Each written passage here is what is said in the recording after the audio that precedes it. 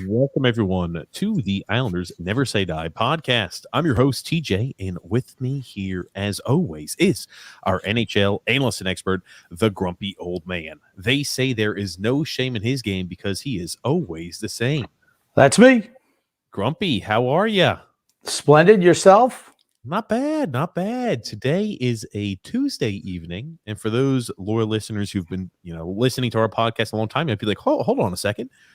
TJ and the Grumpy Old Man are going live on Tuesday? Yes, that's right. So now we're making changes, guys. Anytime the Islanders play a game on Monday, Tuesday, Wednesday, Friday, or Saturday, we're going to cover the game live.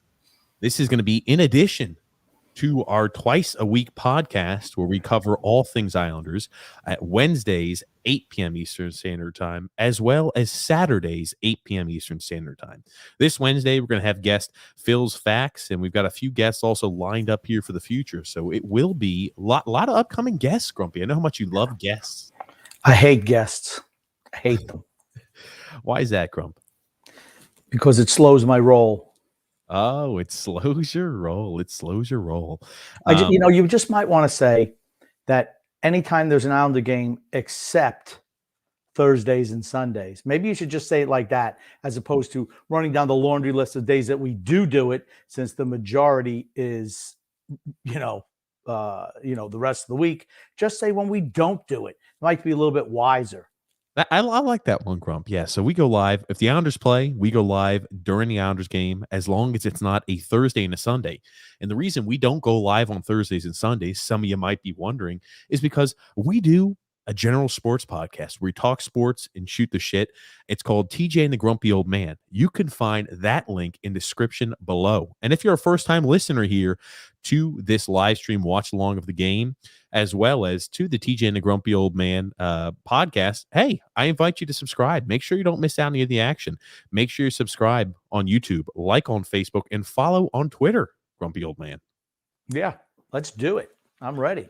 Well, we got Sorokin in net today. We got some ham and egg or hack for Ottawa. Game in Ottawa. Pajot starts his line starts right up the top. He's with Beauvillier and probably Wallstrom. Oh no, and Palmieri. So there you go. There's your second line. Well, and I'll tell you this much. I'm glad to see Wallstrom. I'm glad to see Wallstrom getting some time, right? Because Wallstrom, a guy who can score, who still plays bottom 6 minutes. I'm glad to see he's finally going to get a little bit of a chance. He's not on that line. It's Palmieri, Beauvillier, and Pajot. I'm sorry. I thought you said Wallstrom. Maybe I did initially say Wallstrom. I didn't see the one. I thought it was a 6. My bad. Well, ladies and gents, we are currently on an 11-game losing streak. We could pretty much say, right, if we lose tonight against the Ottawa Senators, just write off any hope for the season of making the playoffs, minus a Herculean comeback. It's Herculean, not Herculean. You know Herculean. what, Grumpy? It's Lean.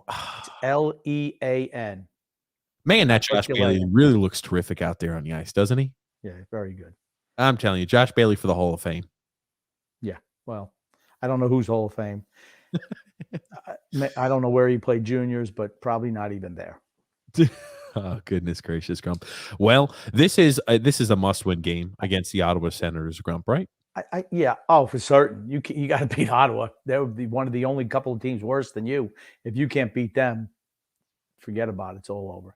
Forget about it, Grumpy says. Bailey's out there with Average and Barzell to start the second shift here.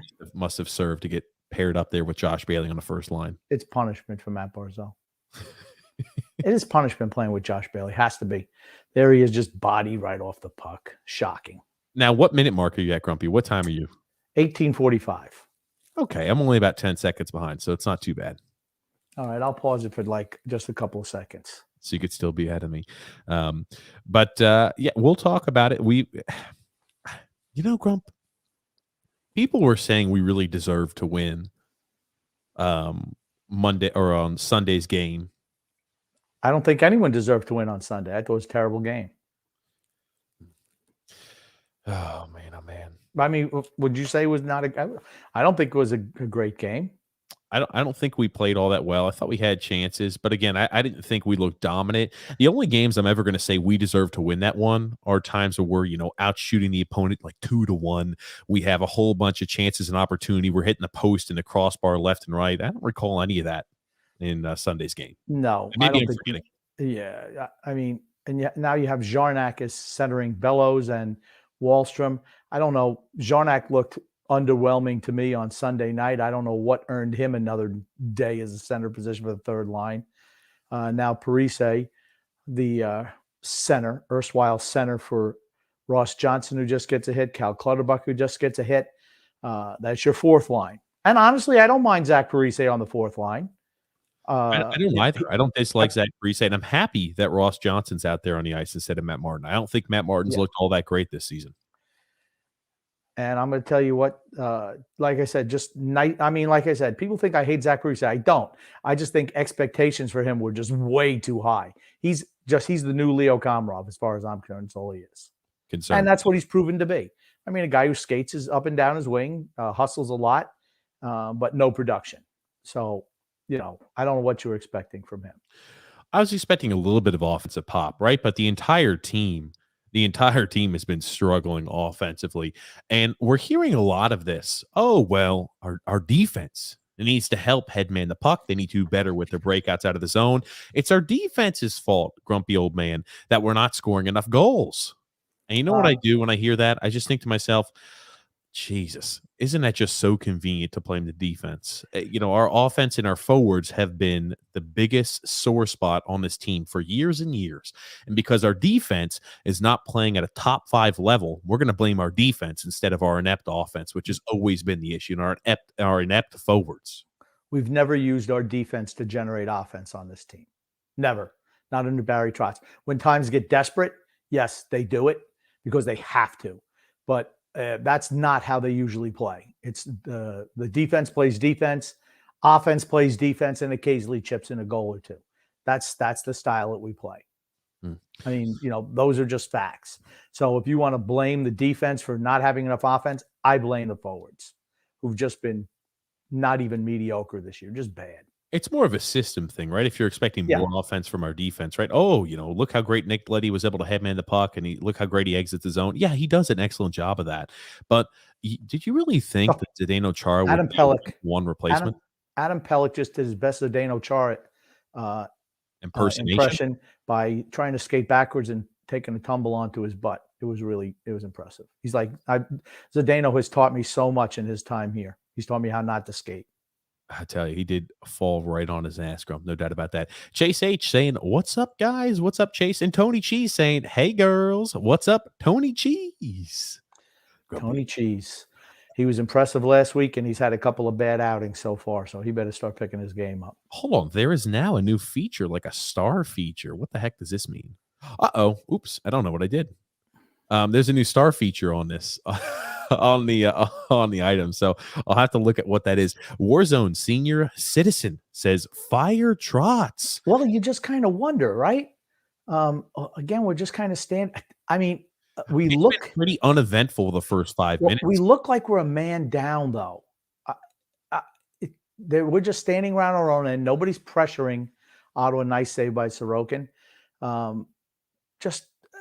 There's just no defensive pressure.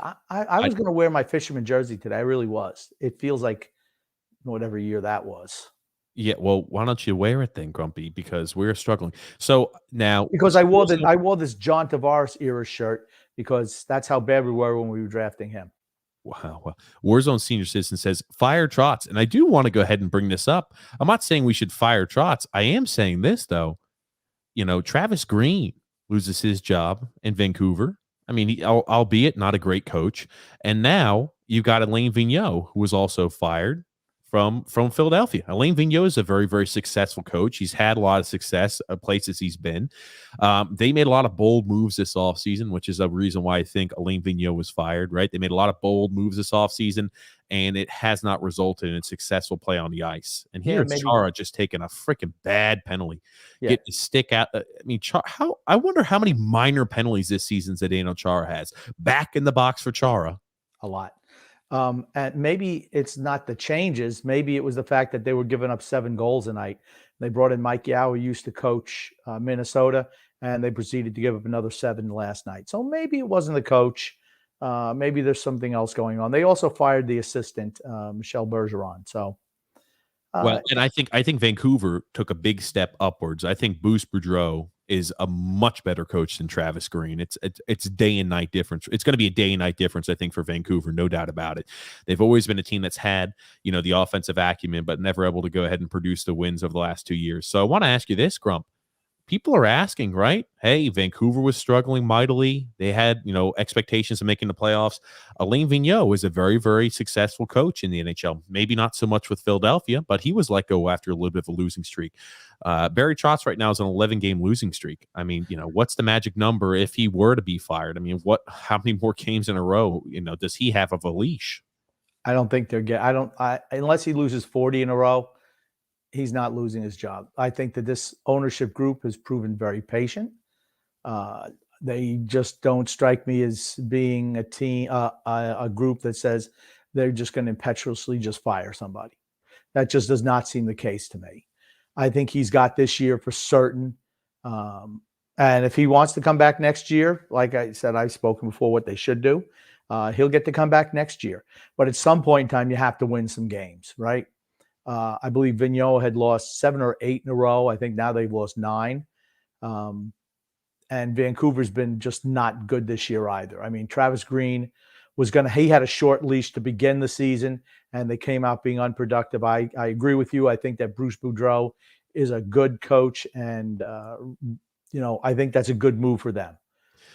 Something that, who's going to be out there? Anyone who you get.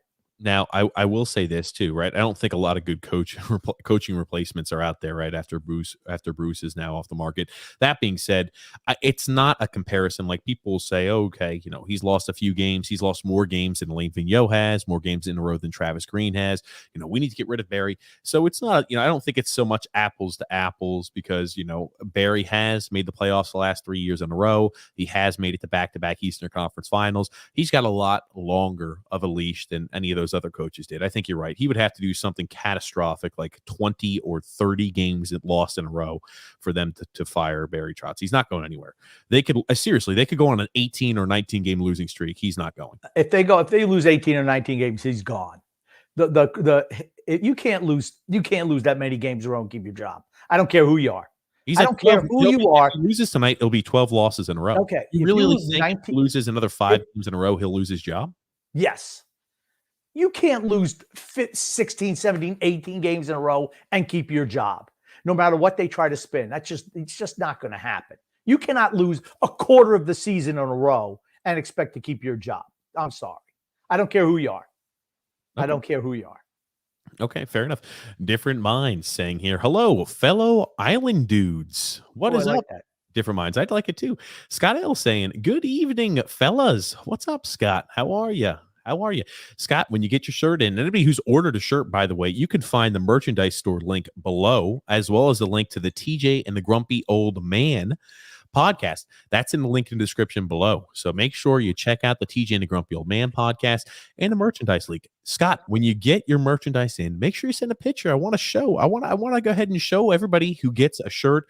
I want to go ahead and post it up there. If you guys feel comfortable, we'll post a picture of you wearing your Islanders Never Say Die gear. Yeah. Matter of fact, where's my Islander Never Say Die gear? TJ. And why the hell aren't you wearing a real shirt?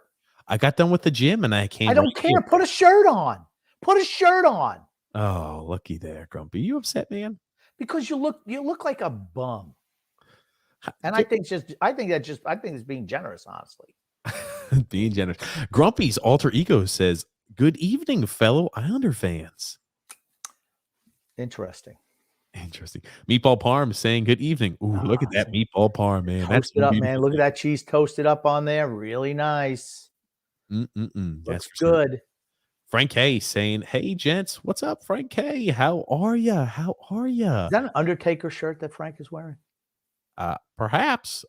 Grumpy, your eyes are damn good. Holy hell. Good eyes, Grumpy. Good eyes. Looks like an Undertaker shirt. George P is saying, is Josh Bailey on the UBS concession line tonight? I think maybe he's working behind the counter somewhere. No, he's playing. He's in the lineup tonight. He's in the lineup, not doing anything, but he is in the lineup. He's doing what he does best. Just skate around, do a couple of twirls on the ice and get off.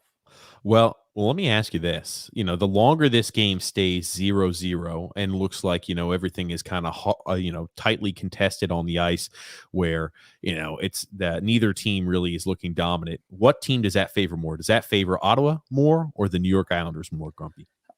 Both teams suck, so I don't think it matters. But I'm going to tell you what, their goalie couldn't catch a cold. There were 2 straight shots right to his glove, and he drops both of them. I'm like, dude, got to catch the puck. Sorry. Maybe he needs to be catching it with the other hand. I don't know, because that one's not working.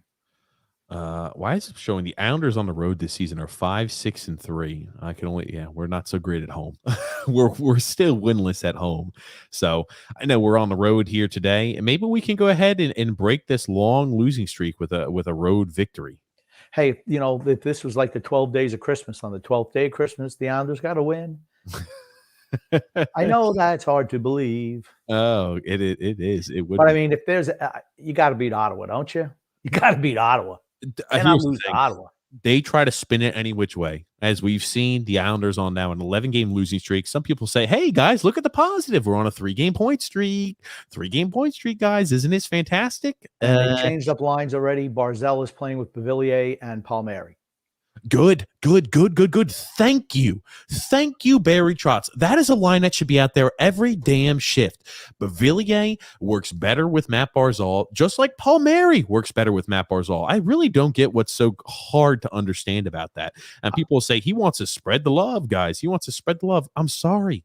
When you're scoring less than 2 goals a game, find something that works. Stop worrying about spreading the love. Find one thing that works really damn well, and you're going to average more than 2 goals a game. That's one thing that Trotz does. If one thing isn't working, he breaks up something it is to try to make another work, and only just makes it worse. Grumpy, that was hard to understand. Okay, here's the thing. He's a fuck up as a coach, okay? Is that what you want me to say? No, I want you to articulate what you're trying to say, man. Okay. You're jumping all over. If something's working and something else isn't, he'll break up the something that's working to try to fix what's not, and it always winds up being calamitous every single time. What he does is kill the thing that is working, and the other thing never works. Thank you. That's all I was looking for. Remember, you got first-time listeners on here, Grump. Okay. I can't have you give me the abridged version of these items in your ideology. I need you to tell me what you're thinking. Mike L. says, Grumpy, how the young guys doing? How are the young guys doing? A little early today, but Sebastian Aho made a nice clear-out pass. Noah Dobson looked like he's still jumping up. Kiefer Bellows looked a little slow on his first shift, but he is finishing his checks. So far, like I said, it's kind of a nondescript game right now. The Bellows Wallstrom line is out there with Jarnac right now, and they're doing okay. I mean, are they doing great? Are they scoring? No, but no one is on the Islanders. So far, like I said, no one's really stood out this game, just a lot of back and forth. Okay. Oh, okay. Now you want to stop. No. I'm just saying. He was answering the question. I think you did. I think you answered the question, man. I think you answered it, brother. I think you got it. Zdeno Chara looking to go off the ice. Hopefully he can make it off by the end of the next TV timeout. Oh, because he's so slow. Yes, that's right, because he's slow. Yeah, well, I'll tell you this. I assume if you lose tonight, right, everybody's just writing the season off, Grump. I was about to say, Grumpy, you need to drink some water. Get some water in your system. What you got? Hold on. That's not your purple drink. What is this? It's a protein shake. A protein shake? It's my dinner. Why the hell are you not eating dinner, Grump? Because I'm doing this podcast for the people. So you're skipping dinner? What other option do I have? I'm not TJ, who can show up 2 minutes before the game starts. I got to call him like, you realize the game starts. The game isn't running on TJ time. You're aware of that, right? Hold on. The game doesn't start on TJ standard time? No, it does not. Oh, damn it. I apologize, Grump. Is that why you're so grumpy today? Because I got on late? I'm not grumpy. If we give up a couple of goals, I'll be grumpy. Different. Right now, I'm expecting us to win. I'm excited for Phil. You know what? Usually, most people say that, Phil is like human no-dose. What is that? It tries to keep you awake, but it doesn't work. You're talking about human ambient. Human ambient? Human ambient, right? Yeah, I don't know what nose is. I was thinking maybe Grumpy knows something I don't know about. Well, there's a lot of things I know that you don't know anything about. A lot of things. Good We'll gracious. just add that one to the list. Grumpy, and if you could just move the mic a little bit, scratching up against your chest, just a tiny bit, just flip your little shirt collar out there for him. Oh, there you go. Perfect. I like it, Grumpy. The mic's working well, man. The mic's working well. I'm excited. I wanted to show you this. Speaking about preparing for Phil's facts, Grump, this is something you are going to enjoy seeing. Jeez, Grumpy, you got over there. Lou Lamarillo calling. Lou from the landline calling you up. But I wanted to go ahead and show you this, Grumpy old man. Phil's facts happen to crunch a little bit of the facts for us, as per usual. He said, out of 649 skaters that have played 100-plus minutes this season, Josh Bailey, who's a top-line forward, playing upwards of 20 minutes on many occasions, ranks 642nd out of the 649 skaters in shots per 60 minutes. Holy crap. That is including, Grump, defenders as well as forwards. He is bottom of the barrel in shots per 60 minutes. My God almighty, Grump. I didn't need any stat to tell me that. My eyes have told me that for years. I mean, he is what he is. He's a wasteoid, honestly. No one wants him. They could not get rid of him in the expansion draft. They couldn't get rid of him in the trade. Like I said, he's an albatross. Terrible. Albatross is what you do when you hit I thought albatross was a good thing. What you hit an albatross is not a good thing.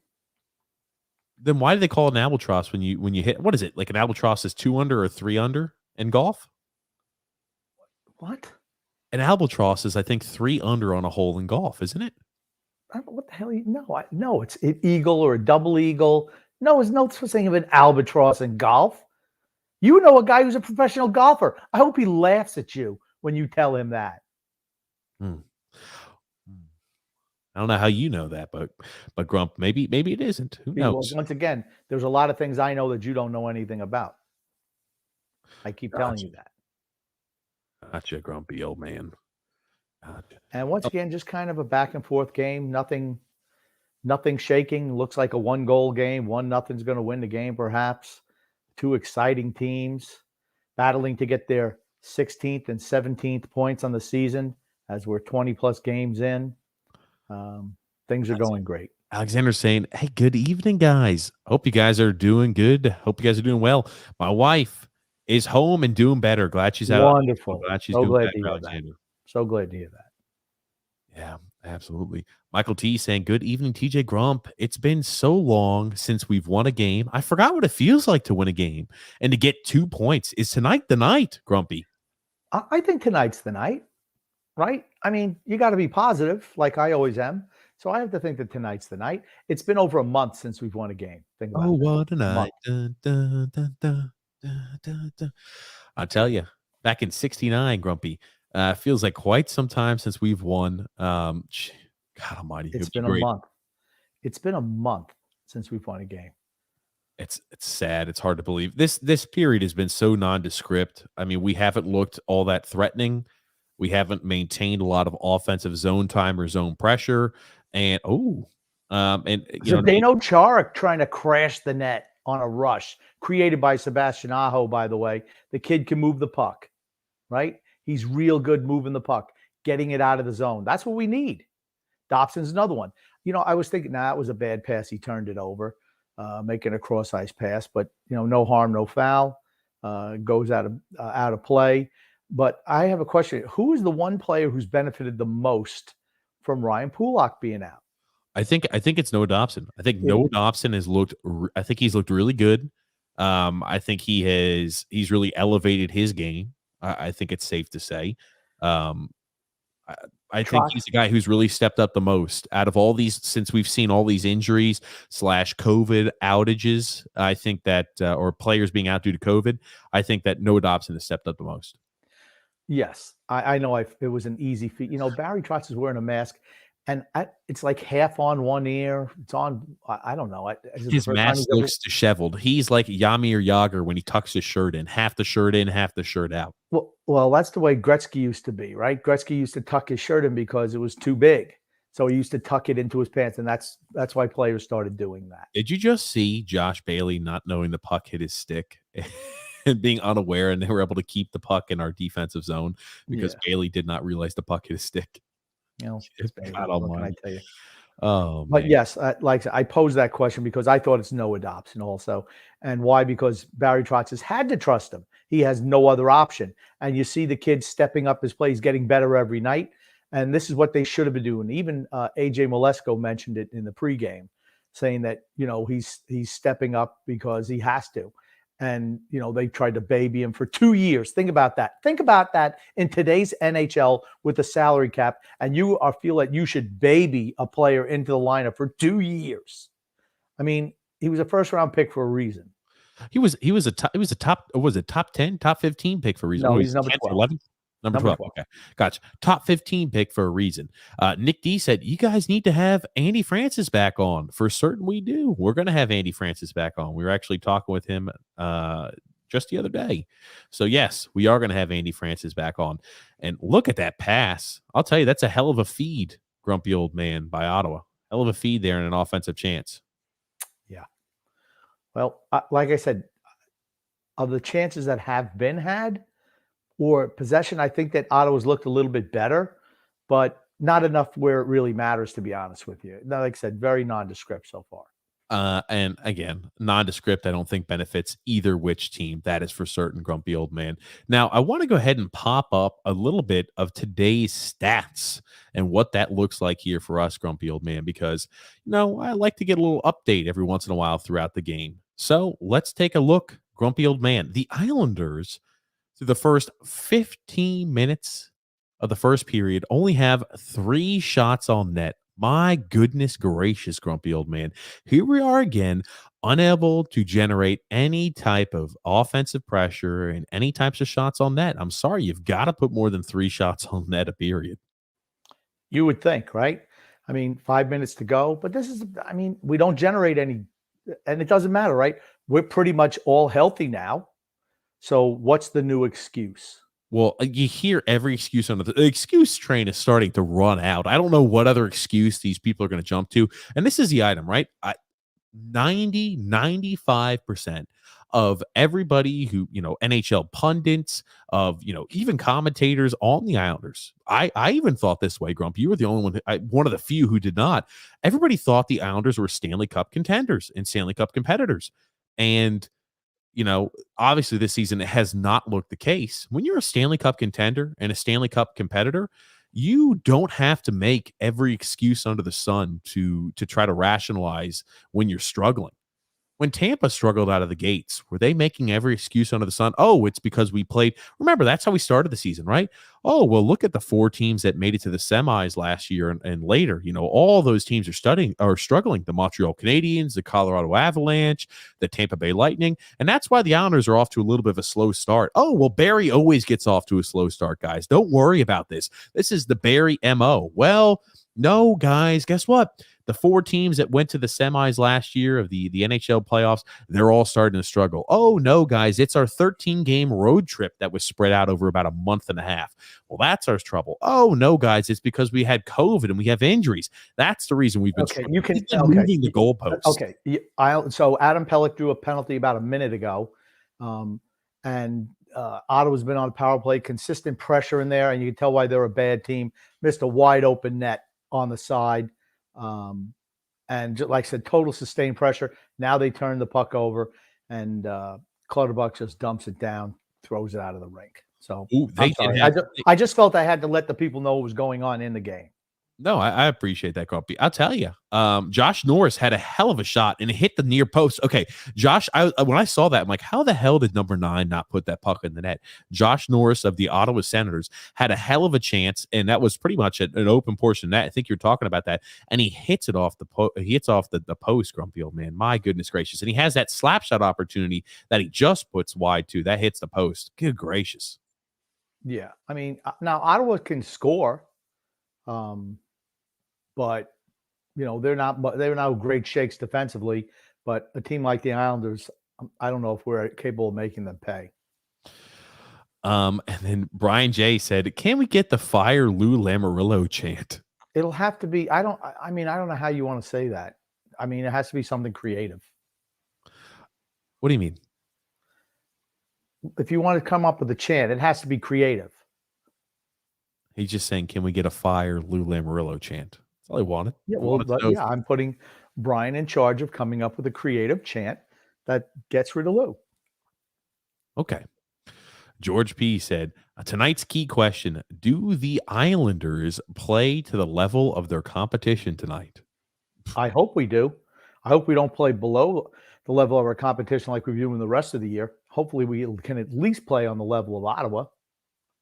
Yeah, Grumpy. I tell you seem like get some water, man. You seem like you're quick base, Grump. Nick D said, how are you, Grump? Are you ready for another big loss? I'm hoping for a win today. I'm trying to take a positive attitude. Like I said, this power play, I want to say out of all the time that we were out there on that power play, I want to say out of the 2 minutes, probably a minute 45 was spent in our zone. That being said, right, the Ottawa Senators have had 2 power plays this first period. They had a few chances at power play, but overall, I don't think they've been all that threatening, right? They had that one that rang off the post, but other than that, Grump, I think that it resulted in a whole bunch of nothing. But you have to figure the Islanders, as shocking as this may sound, their power plays looked a little bit better over the last few days. So, hopefully if we get to a special teams on the power play, we're able to convert and score because 5-on-5 has not been there as of recent. Right. Okay. And now the Islanders have had a line of Wahlstrom, Lee, and Barzell. So this is what we've kind of been wanting to see for a while. So let's see if they can do anything. Yep, and it looks like Barry Trotz is going to the blender. About the time. line combinations aren't working; they got to mix it up. The one thing, people, Trotz isn't going to get fired. There's Ross Johnson didn't like the way Pellet got run into the boards. Did a little half-hearted cross-check, not enough to draw the ire of the official, and not enough to get himself in trouble. But that's got to be offsides. Come on, fellas, blow the whistle. Okay, they did. Okay, get back to your point, please, Grump. That you were making a point on. Yeah. The thing with Barry Trotz, I just want to talk about this because Ross Johnson's doing what he's supposed to do now. Atherson and Kachuk were going over, and he just went over. That just stopped. They were going over where? Hey, let's try to get a little bit tough. He was doing a preemptive, don't mess with my guy. That's what he was doing. And Ross Johnson doing what he should do. Matt Martin can't do that anymore. Ross Johnson can. So getting back to the Trotz point, when you talk to him and listen to him recently, he just is kind of lost with what to do. I don't think he has any idea. Maybe he realizes there's nothing you can do with this team. But that's kind of what I feel right now. And that's why I'm saying if you're losing 20 games or over 15 or 16, and you have no clue on what to do, you need a different voice in the room. Yeah, Grump. Now, I'll tell you, first period has been – I don't think this has been a good period for us at all. I mean, you're looking at still sitting at 3 shots on net through the first period. A team that has been offensively struggling. It's not good. Yikes. Well, this is what it is every night, though, right? I mean, this is not news. I mean, 2 minutes in, and I think we have 3 shots on goal still. That's not good enough. I mean, I see there's some individual plays that look good, some individual players who've looked okay, but right now we're just an underwhelming team right now. Zdeno Chara can't move out there. He's borderline drawing a penalty every time he touches the ice. It's a penalty against hockey in general when he's out there, but it's not something the officials can call. So, but he's getting that stick up. He's just asking for trouble. He does a lot of that clutching and grabbing, and he gets away with a lot of it from his cachet. But I like that, Grumpy. Zdeno Chara being on the ice is a penalty against the sport of hockey. True. Oh, man. George B. said, we will make the ham and eggs. Oh, goodness. Oh, my God. What a spectacular save by Sorokin. Unbelievable on a 2-on-1 break. Absolutely unbelievable. Spectacular. Holy shit. Does anybody wonder, hey, can Sorokin steal us the game? Does Sorokin have the ability, right? Sorokin needs to steal us a game. This son of a bitch is standing on his damn head. He is the only reason this game is still tied at 0. I'll be honest with you. Man, oh man, if that's Varlamov in that is an automatic goal. No doubt about it. You see the cat-like reflexes on display with Sorokin. That was a freaking spectacular save. Yes, side by side, fantastic. I love this comment. You know, it made me think at the new UBS arena, and you know how I think it's UBS now? I think Uncle Buck. So that's why I'm going to go UBS from now on. So I will get that right. They should have like a ham and egg sandwich for the ham and eggers on the team, and you could say, yeah, I'd like a Josh Bailey, Anders Lee. So you know, it would be something. Can I go ahead and get, I know you butchered it. Can I go ahead and get the Josh Bailey special, the ham and egg sandwich? Oh man, I think you got something there, Grumpy. That could be something funny you play off of, right? Like, you know, the outside tavern used to say, hey, can I get the Josh Ho-Tang? You know, it was a drink that they had based off of Josh Ho-Tang. They had a whole bunch of those. You want to know how that, what a save. You want to know how that 2-on-1 developed? Because Bailey tried to take a shot.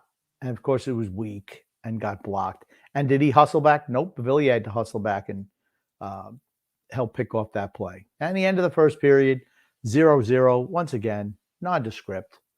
Nothing special. At least we're not losing. I guess that's the way you have to look at it, right? How's a Josh positive Bailey slap shot. I just went back and rewatched it again. Josh Bailey's slap shot gets buried into the knees of the Ottawa Senator. Gets buried into the knees of number 18 of who the hell is that? Ottawa. Tim Stutzel. Tim Stutzel. I'm probably mispronouncing that name, but Grump, I would say, right? I think Ottawa comes away with the advantage in period number 1. No advantage. 0-0. So, you know what? Even though play dictated that Ottawa played better, which they did, not by a whole lot, but a little bit, still 0-0. So that's a positive for the Islanders. No, I don't want to say that. I think Ottawa looked more dominant on the ice. Look at this. Again, the stats don't lie. They have, you know, it requires a huge save by Sorokin to keep the game tied at 0. Ottawa hits the post on their power play. They're out shooting as 10-3.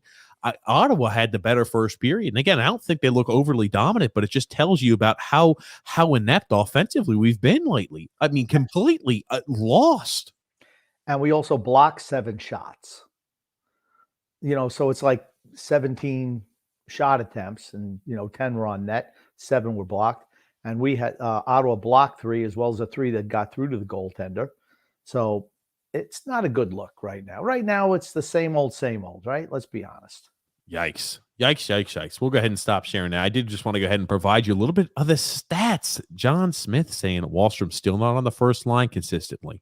Yeah, you know what? What's to stop Oliver Wahlstrom playing on the first? Let's just say let's give Oliver Wahlstrom an entire freaking period with Matt Barzal. Why not? We don't have any other offense going. Run an entire period of Pavillier. I don't care if Wahlstrom or Kyle Palmieri on the first line right wing. Throw somebody else besides Josh freaking Bailey on the first line right wing position. He was out there with Barzal and Lee. Of course, Wahlstrom has to play on the off wing because, well, you know, none of our vets are capable of playing on the off wing. You know, none of them can do it. So, Wahlstrom, if he was out there with Barzal and Lee, that means he was playing on his onside. He's a right winger. Okay. I'm sorry, my bad. Yeah, so that was a shift towards the end of the period. But it was only one shift. What I don't understand is why Oliver Wahlstrom, give him an entire period. And even if you want to run with Palmieri on the first line, give him an entire period. It can't be every freaking shift we're changing the lines. What the hell is that? If you don't let chemistry have a chance to develop, you're right, because just a couple of shifts, there's not going to be any chemistry there. I mean, you got to roll with something. He's just been mixing and matching since the beginning of the game. You know, I don't, like I said, I don't think Barry knows what to do. He's just throwing him in a blender. Different Minds is saying Grumpy is extra grumpy today. I don't think I've been grumpy at all today. I think I've been very positive, predicting a win. Michael T saying, goodness gracious about the Islanders play. Yikes. No, that's a slam at you. Oh, how's this a slam at me? because you say goodness gracious all the time. Do I really? Yeah. Yeah. At least you're not saying there anymore. Hey, Grumpy, I had to go to a sleep or like one of those what do they call them? One of those what are those people who mesmerize you or put you under hypnosis. I had to go to a guy. What do they call it? A magician? A hypnotist. A hypnotist. There it is. Holy crap. That's embarrassing. Nobody watched that section. Brian J says, why do they keep putting Bailey on Barzal's line? They want us to fail. Well, BP has a little bit of a different idea because he's a sniper, Grump. I don't think so. I can't even think anything that rhymes with sniper to make fun of him. It was just, I couldn't think of anything quick enough. George P saying Josh Bailey on the ice is like giving Ottawa a 6-on-4. Pretty much. He generated the one scoring chance for Ottawa today. Good job, Josh Bailey. Oh, good gracious. Scott L saying that's former All-Star Josh Invisibailey. I remember the one year he made the All-Star team. I'm like, how the hell did he make the All-Star team? You know how they have all the guys want autographs of all the players on their jerseys? Nobody wanted Josh Bailey's. Nobody. Every single team gets a representative at the All-Star game, I think is the reason why Josh Bailey made it. And wasn't John Tavares hurt that season? Or hurt I think that time so. period? I think so. You got Christopher C saying, I'm sure the Senators are in rebuild and are banged up with injuries. This should be a win. True. You'd like to think, but the first period did not indicate that we're playing good hockey. I like the picture of the anime over there. Hold on. Holy shit, Grumpy. You know what anime is? Yeah, it's that little Japanese stuff. Hold on. Tell me more about what anime is, Grump. It's like cartoons. Okay, that's pretty much right. And I'm sure the people who are really, really in-depth, hardcore anime guys are going to be like, no, it's not. It's XYZ. But Michael T says, Chara and Aho. That's an interesting pairing. They need someone who can skate when Chara can't. So it's Aho. Brian J said, watching the Islanders is like watching paint dry on the wall. No offense. Yeah, I think it's no offense. No, well, I thought that too, but it's painful. It's painful. And then Michael T saying, I hate everybody at this point.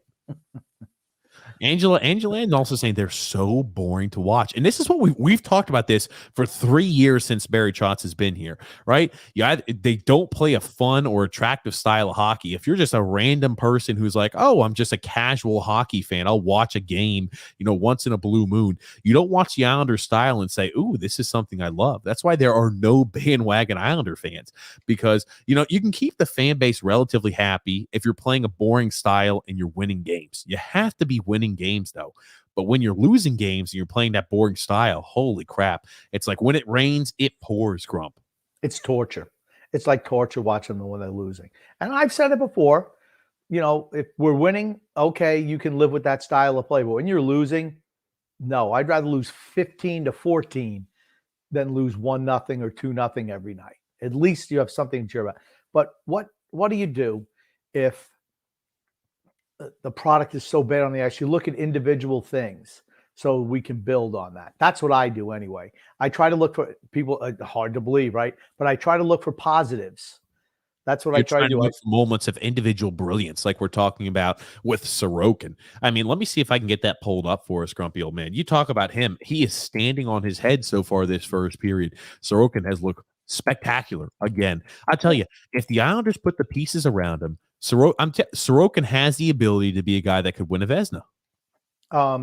He could be a Stanley Cup winning goaltender in the right circumstance. You don't think he could be a Vezina winner? I mean, I guess he could, but I'm more about interested in winning cups than individual awards, honestly. Well, of course, Grumpy. I want to go ahead and show you this replay. Look at this, ladies and gents. Look at this. Look at this save. You got the 2-on-1. We're going to put this in slow motion. We've got the 2-on-1, right? He's confronting the guy with the puck. And, Pelech obviously gets nutmegged here. Look at Sorokin. He's challenging the puck. Look at him get back into position and make this huge, fantastic save. Look at that sprawling save. Jesus. And he got the puck up, too. That's a blocker save, ladies and gentlemen. It's not like he buries that low onto the pad. And Sorokin just, man, oh, man, cat-like reflex. Can we look at that? Look at that save, Grump. Holy Yeah. shit! I'm not even that flexible in my dreams. That's true. I'm flexible like that, not even dreaming. You're flexible like that, Grump? Yeah. Is it the couch that gives you that power? It's my ability, my flexibility, my cat-like quickness, shall Oh, we say. good gracious, Grump.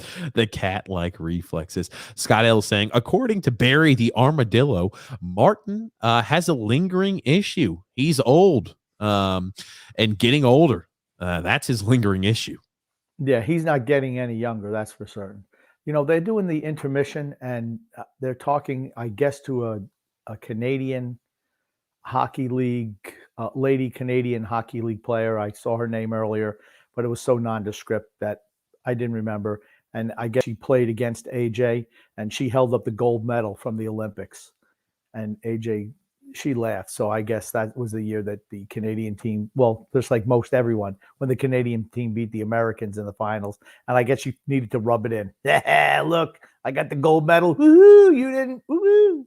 Well, hey, man, it's just all friendly banter. I think that is. I actually think that's probably the most entertaining that the intermission has been in a long time. I'm sure it is, Grump. I'm going to leave you a comment, and I'm going to go. I got to use the bathroom already, Grump. My God, how embarrassing! Put me up a good comment, not something like "hello." Because then I got Brian P, I'll let you take this one, Grump. This should be a good comment for you. I'll be back.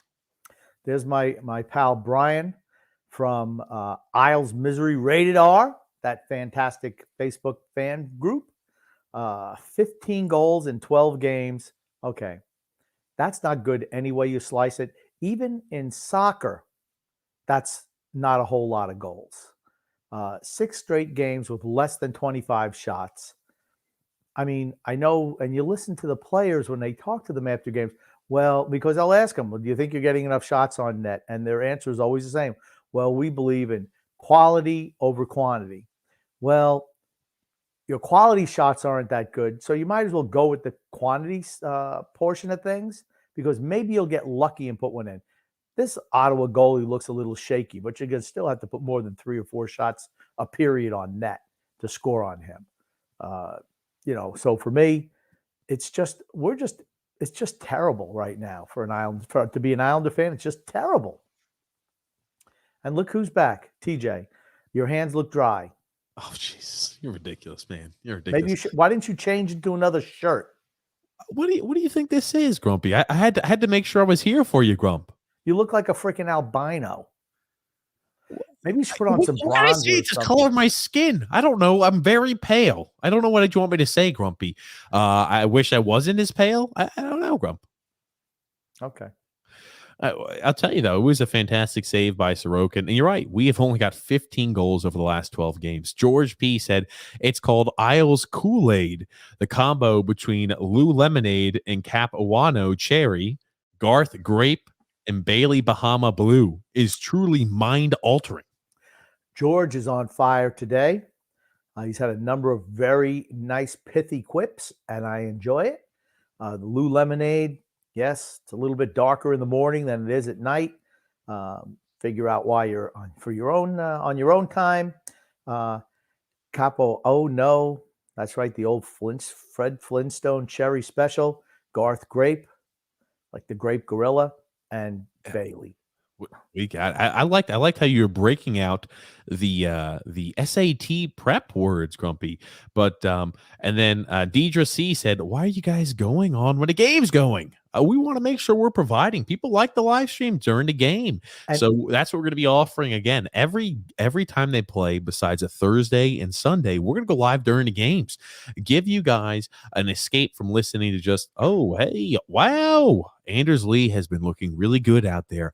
I know he only has 4 goals and 0 assists on the season, but you just feel like he's hot and he's going to go ahead and strike iron. And, when he gets hot, watch out for Anders Lee, because I think he can really go on a stretch, and that's going to help the Islanders improve.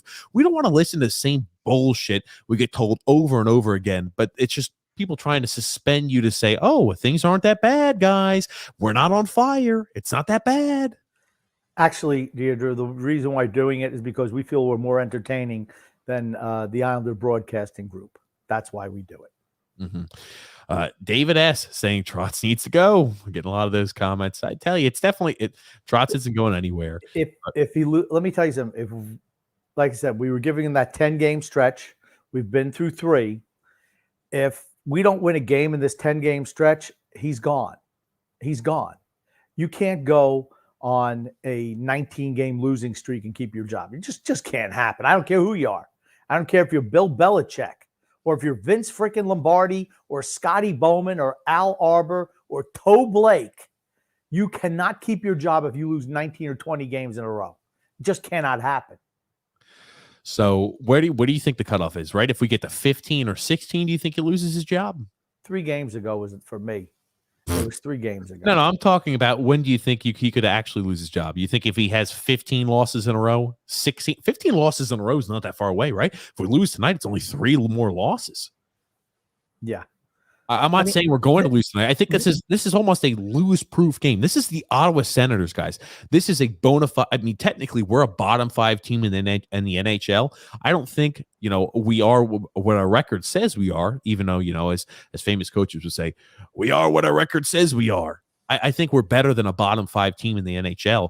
I can let you know, Ottawa has a bottom 5 record. They are a bottom 5 team in the NHL. If you're unable to beat the Ottawa Senators and you're on an 11-game losing streak, you have a lot of problems. We are a bottom 5 team in the NHL. Look at the standings. We're a bottom 5 team in the NHL. You can say you don't think that, but have we played like better than a bottom 5 team this year? Nope, we have not. I think you could say probably we're a bottom 10 team in the NHL right now. I don't know. The record I know we have played very, very poorly. I don't think we're bottom 5. Do you really think we're on par with the Arizona Coyotes? I think we're in a funk. I think it will change, but I mean, like we're digging ourselves such a deep hole. I don't see us being able to climb, Mount Kilimanjaro to get to the top to make the playoffs, because it is a hell of an uphill climb to make the playoffs as of right now. Name 5 teams worse than we are right now. Name 5 teams worse than we are. Right now, okay, I can't name them right now, but as a whole, I can name 5 teams I think that are worse than us. Arizona, Ottawa, Montreal. That's it. I think we're 4th worst team in the league.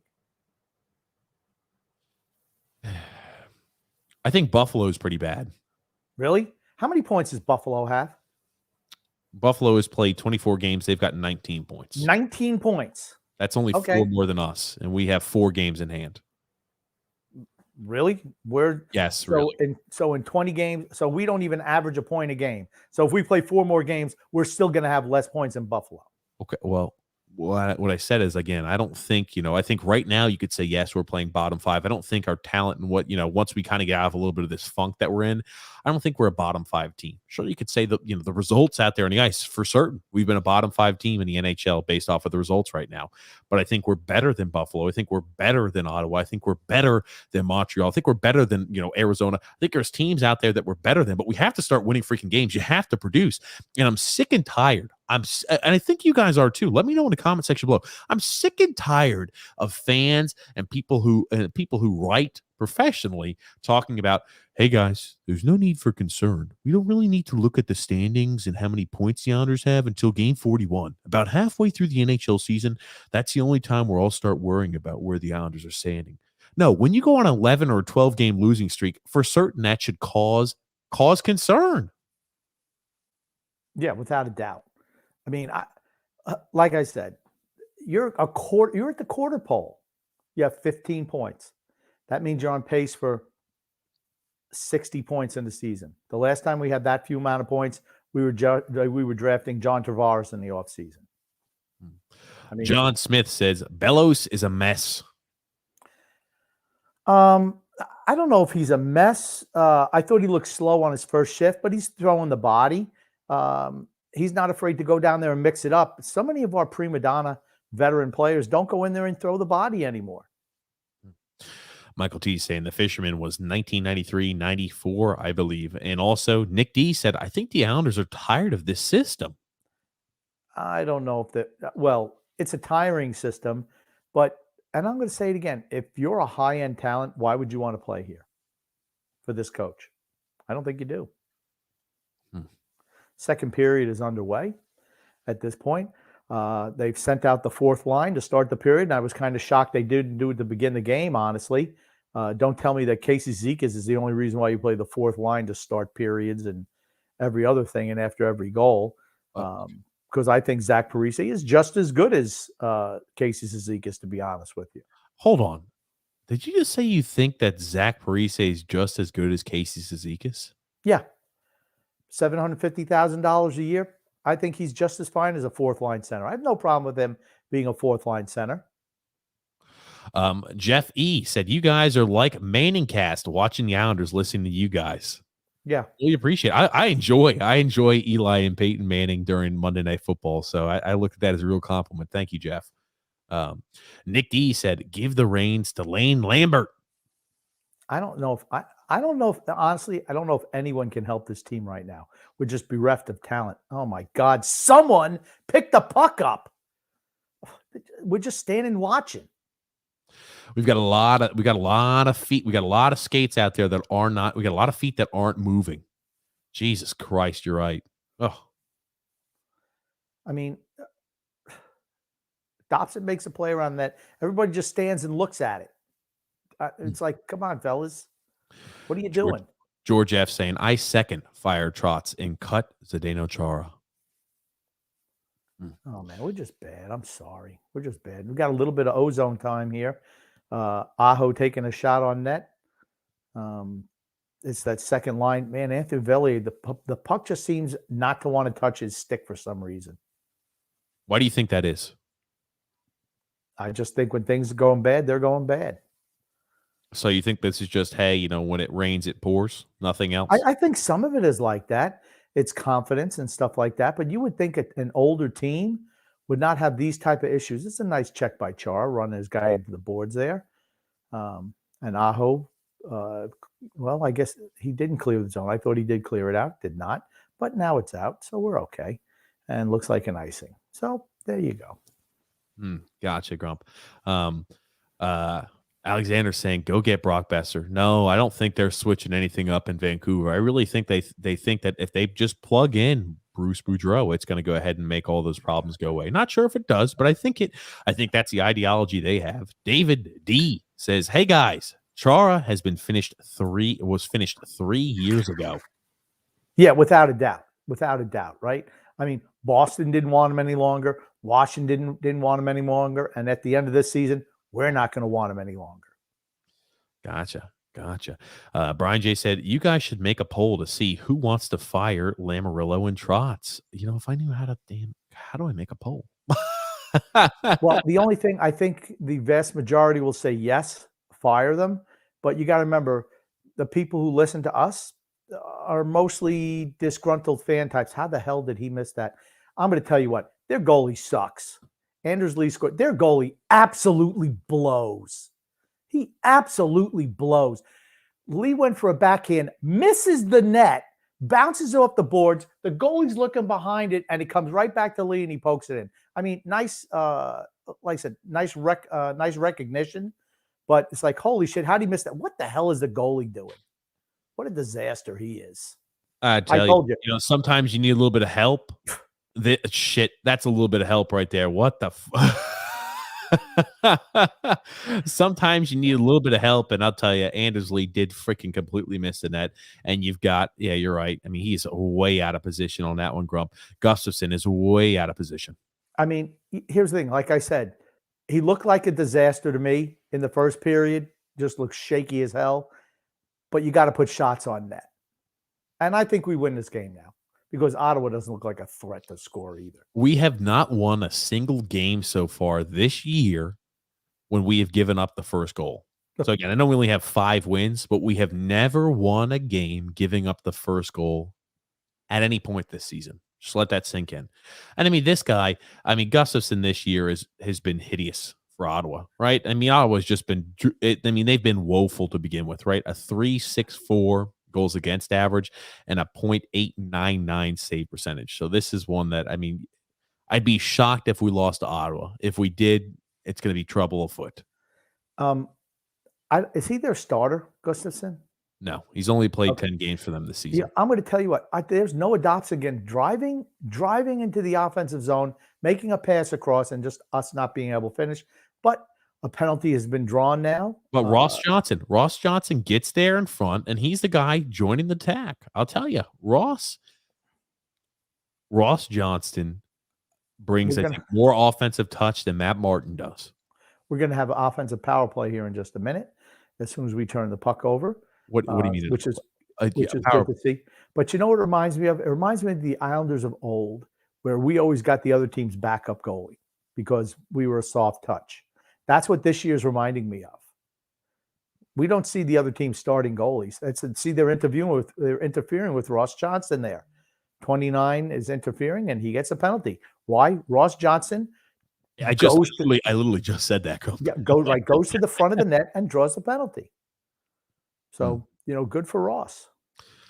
Well, here's the thing. I wouldn't say it feels like always we're getting the backup goalie, because you look at the last few games. Okay, against the Blackhawks, we did see Marc-Andre Fleury. Against the Red Wings, we did see Nedeljkovic. Against the Sharks, we did see their backup goalie.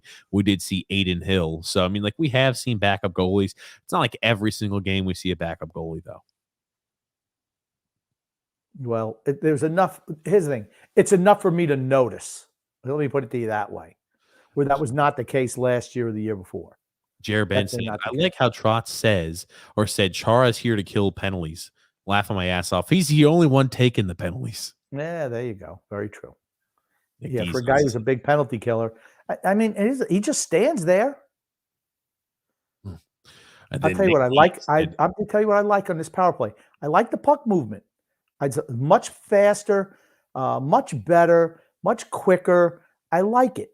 You have Barzell out there with Palmieri, Average, Wallstrom, and Dobson. I like that. I like that power play. I really do. And just the speed, the movement, we're moving our feet, which is usually not the case on a power play. We want them standing still a lot.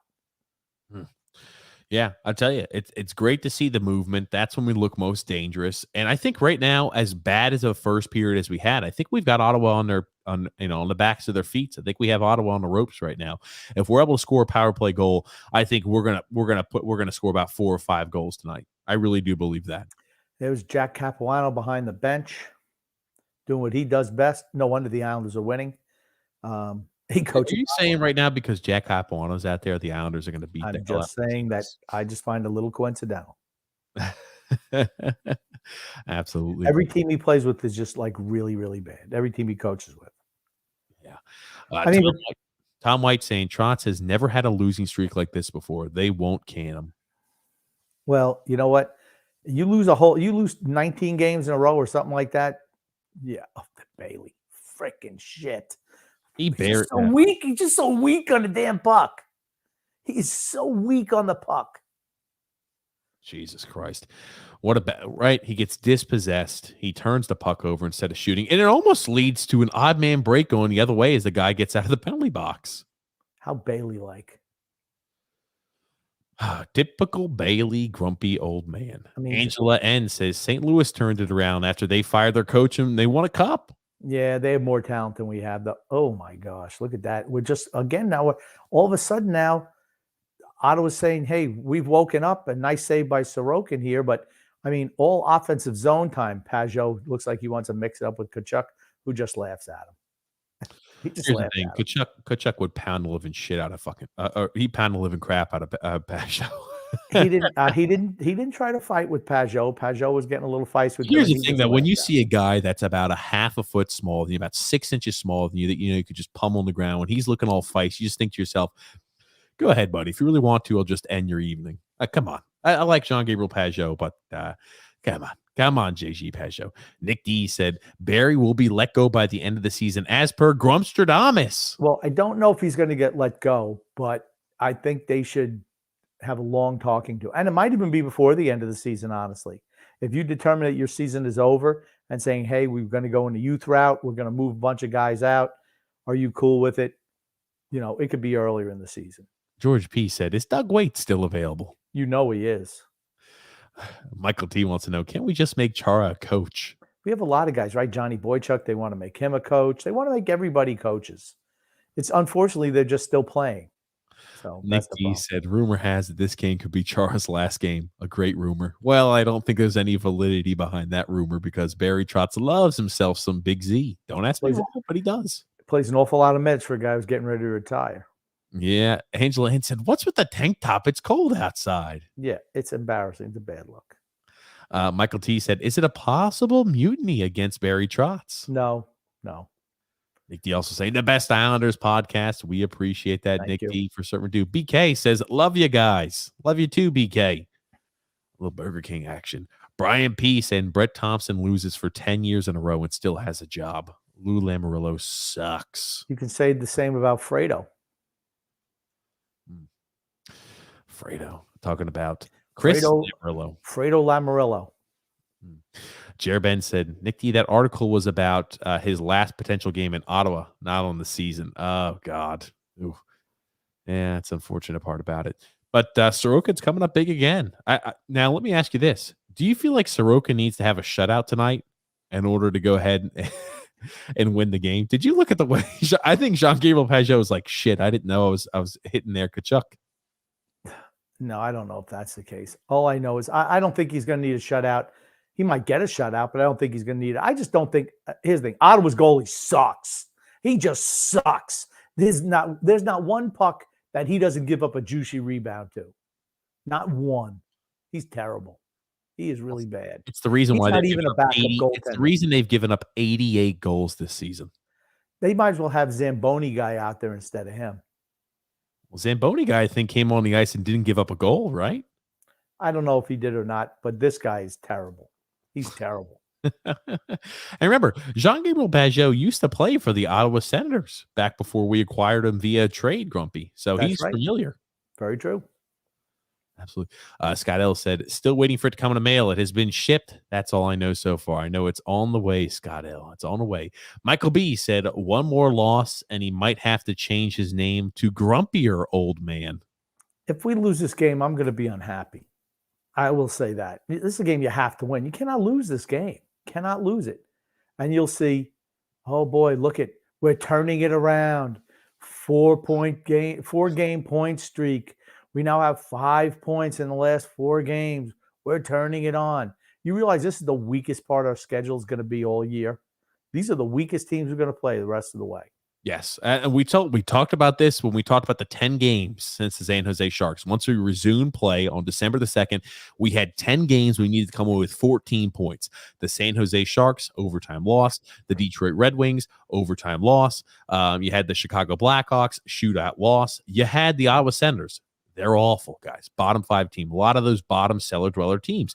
You got the Nashville Predators, then the New Jersey Devils, back to the Detroit Red Wings. Then our schedule picks up. We've got the Boston Bruins, the Vegas Golden Knights, and the Montreal Canadiens. After the Canadiens, you go back to the Capitals. Okay.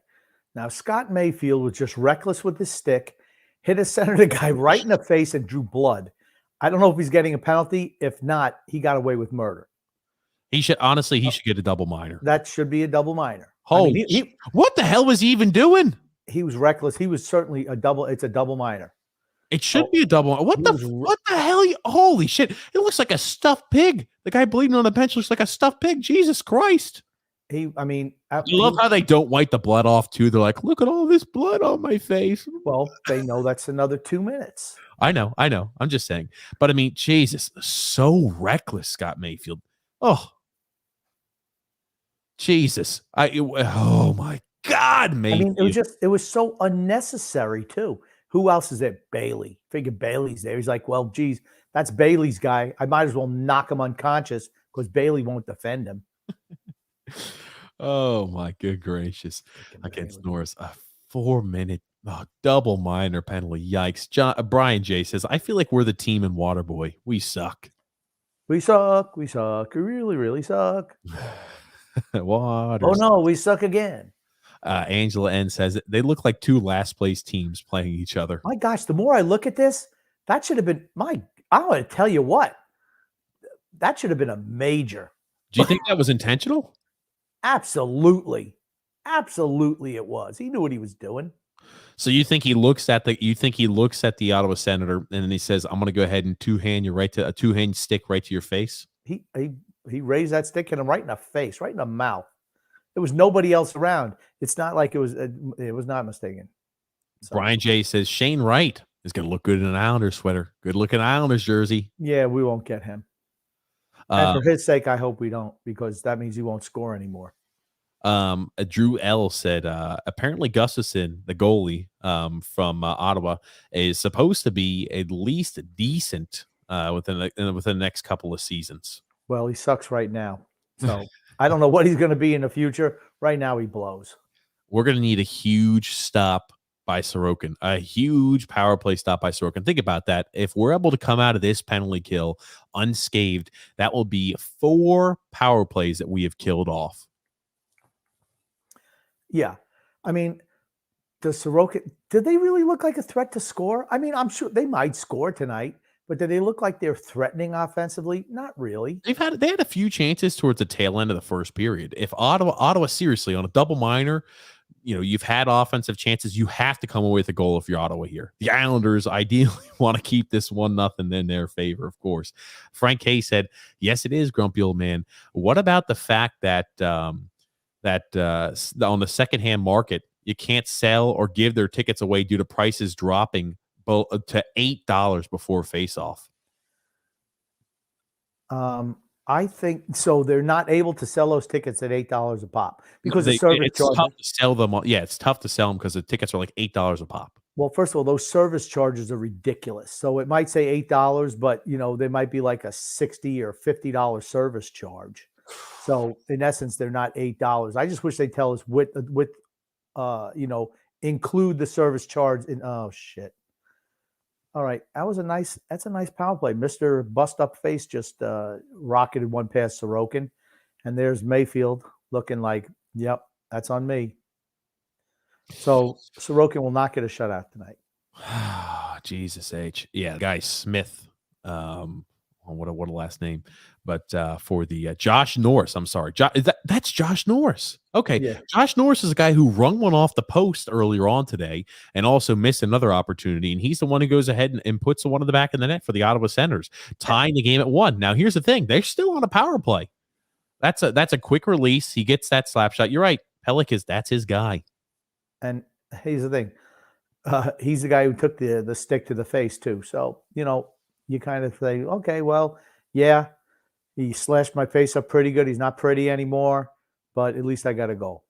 Yep, at least I scored. And now they get another full 2 minutes. Unfortunately, we couldn't get to a minute and 50 or a minute and 55 seconds to where it would have negated that second power play. But, yikes, guys. Yikes. Angela N said, "That's why I don't like Trotz. He makes no sense to me at times." Yeah, well, I mean, he is what he was. Oh, now the pressure is on. Chara's out there doing his best to try to kill the penalty. That means he doesn't get to the puck. He hits guys. I'm going to give him credit. He hits guys. He's not afraid to put the body on somebody. At this point, though, what else does Zdeno Chara have? That's literally the only plus he brings is that he's physical on the ice and he throws the body. That's the only thing that Zdeno Chara does now. Yeah, well, he's slow. He's got a clutch and grab, and it's Big Z. Big Z just finished, man. He's finished. Grumpy's alter ego said that 3-game point streak means shit when other teams are getting 2 every game, every time. True. That's what I'm saying. You can't be into the moral victory thing, honestly. It's not about moral victories anymore. Yeah. I mean, you need to put real victories on the board. Brett W says, "It turns my stomach seeing Chara." Oh, my God. What a save by Sorokin. They're just tic-tac-toeing us in front of the net. And this with Pellick out there. I mean, our best defenseman. Right. That's on Tkachuk, too. A hell of a save against Tkachuk. I mean, Ottawa's got the, like I said, if Gustafson wasn't a sieve back there doing his best, Tristan Jarry. Here we go. Breakaway here's our boy Parisi. I predict he scores. He doesn't even get a shot off. Holy shit. I thought he was going to score. Yep, Parise finds himself a breakaway opportunity. and can't get the shot off. Well, no, he gets a backhand, but it's a shit. Like, look at how shitty of a shot that is. Zach Parise, the excellent goal scorer, comes away on a breakaway and tries for a backhanded 5-hole shot on a breakaway. Jesus Christ, get the freaking puck up, move a little bit, put a goddamn move on him. I'll tell you what, the way we are playing against this power play right now reminds me of the Jack Capuano, Doug Waite years, where they're having primo scoring opportunities right in the slot, right in front of the goalie. Sorokin just saved our day. Let's watch this Parisi thing again. It's just like, terrible. JG saying, "How's it going, guys? Are we hopeful?" Was more hopeful before that last goal, but I still am hopeful this is a game we win. Yeah. Again, I know they scored against us. That's a hell of a point blank save by Sorokin. A hell of a point blank save by Sorokin. Ottawa has outplayed us this period. They outplayed us the first period, and they've outplayed us this second period here since that power play. That is for certain, right? It seems like the double minor that Scott Mayfield took has shifted momentum. I thought we looked like the more dominant team before that penalty. Yeah. Josh Norris has 11 goals this year. I was about to say, Josh Norris looks like he can really play. Again, I didn't really know who Josh Norris was before this game. I've liked what I've seen out of Josh Norris. All right, he put himself off sides. The referee didn't call, but Lee put himself off sides. It looked like that to me. Doesn't matter. I've liked Josh Norris, grumpy old man. I think he's looked pretty. He's 22 years old. He's a young guy too. Well, he wouldn't even be playing on this team. First round pick by the San Jose Sharks. He had 35 points last year, 17 goals, 18 assists. So far this season, he's played 24 games, has 11 goals and 7 assists. The guy's got 18 points through 24 games. I like how Aho uses his quickness to get out of the defensive zone, slamming on the brakes, just doing simple little moves that free up some space for him to be able to clear the puck out. Nice job, and everybody shits on Aho. They don't talk about that right there, where he's got pressure on him one-on-one. He's able to elude the forechecker. He's able to headman the puck, and it gets the Islanders offensive zone time. Nobody brings up those. They say, "Oh, well, that's a bad touch. That's a bad mistake by Aho. It gave up a goal." We'll completely omit the fact that he essentially supplemented a goal for us yesterday too. But same thing. He just did it again with his quickness and his acceleration. He's able to clear the zone again. Of course, we're right back in there again because, well, we're just a disaster. I don't know if this is another line change. You have Wallstrom out there with Bellows and Barzal. I thought that Anders Lee had a nice offensive zone shift last time through the body a couple of times. Dislodged a puck from a couple Ottawa Senators. I thought that was a good shift for average Anders. Anders Lee really needs to start producing and picking it up. There's no doubt about it. We need production out of the guy we're paying $7 million a year. We need production out of a lot of those guys. We need production out of Kyle Palmieri, right? We're paying him $5 million a year to score goals and to play on the top 6 role. Has not been producing. Same thing with Beauvillier. We need production out of Beauvillier, Bailey, Lee. There's a lot of guys we need production from that we have not seen any from so far this year. Jeffy said it's funny how we should beat Ottawa, but they've won 3 in a row, and we're on an 11-game winless streak. True. Grumpy, I tell you, it's odd. Now, I'll pop up the stats for us again. Just because we're at a commercial break. The Ottawa Senators now have 19 shots on net to the Islanders 10. Again, the Islanders have been giving power plays away like they're candy. The Ottawa Senators have had 4 power plays due to a lot of dumb mistakes by the Islanders. When you're a team that's struggling to score, you cannot be gifting another team that's in the bottom 5 of the NHL chances and opportunities by giving them power plays. You just can't do that. Well, the Mayfield one was just egregious. And I'll be honest, if it wasn't for Gustafsson, the goalie for Ottawa, just completely... I'm talking about screwing the pooch with that attempt, right? It would be a totally different story. And then Emmanuel R. says, you can't coach offense, but Trott's style stifles it. If he didn't win the cup with Washington, he would be fired by now. It will be interesting to see how Lou handles him going forward. Yeah, like I said, I think they have to have a nice long talk because the team has to be turned over. I just think it's so obvious. We need to turn the team over right now. And if he's not for that, it's time to say goodbye. Tony Cheese said, I've been bringing my A game, Grump. TJ's been losing some of my comments. I don't think I'm losing anybody's comments. Well, keep rolling through the comments. I apologize, Grump. I'm rolling. David D said, I'm sorry, but both Chara and Parise were finished 3 years ago because of their age. Chara will be in the Hall of Fame, and Parise is a borderline Hall of Famer. The game has changed, and it's much faster now. If you're not young or in your prime, once you're in the game and you reach over 35 years old, it's harder to keep up with today's style. Today's NHL is all predicated on speed. I've always said, forever, that if you can skate, you can play in the league. And it's just even more important now. The fact that they don't let you, interfere like they used to, or hook or clutch and grab. They want to reward skill. And I totally understand that. I really do. There's Dobson down low, pinching up below the end line. I like him being out there. Nice play by what a beautiful play. Bellows to Wahlstrom for a goal. What a nice play by Bellows. And what was it? It was Dobson initiated, driving behind the net, getting the puck over to Jarnac, who feeds it to Bellows, who makes a nice, nifty little move and a nice little pass to Wahlstrom, who does a nice move right in front of the net and backhands it in. Really, really nice. Yes, it was a fantastic goal by Wahlstrom. And, that's one where Bellows, he's in a congested area. Think about it. He's got three different Ottawa Senators around him, and he wins the puck out of that. And you could say, holy shit, number 18 for the Ottawa Senators. My God almighty, what a hideous job he did defensively. He's slipping and sliding all over the ice. And Oliver Wahlstrom, and he has that chance in front of the net with the puck all alone against the goalie. He does not miss. The guy executes, and he's able to turn that into a goal. Why the hell is Oliver Wahlstrom not being given more than 14 minutes of ice time a game? The guy scores goals, and that is the thing that our team is bereft of right now. And then he goes right back to the line of, putting Bailey out there to kill Barzal, any offensive chances Barzal might have. Look at Bailey try to throw a check. He doesn't even hit the guy. Just disastrous. I'm sorry. This goalie sucks. Holy shit, he sucks. Holy shit, does he suck. My God, what a disaster in net for Ottawa. He is absolutely a nightmare. Another goal. Holy shit, that's right. He's got to be pulled. Hey, the Islanders were able to execute, right? They find a freaking hideous goalie. If you're an Ottawa fan, you're like, holy shit, get this Gustafsson bastard. He is terrible. Look at the Islander fans. They're like, what the hell just happened here? They're in shock and awe at right here. How hideous Gustafsson is too. Good. You know what? The Islanders needed this. Gustafsson is freaking awful.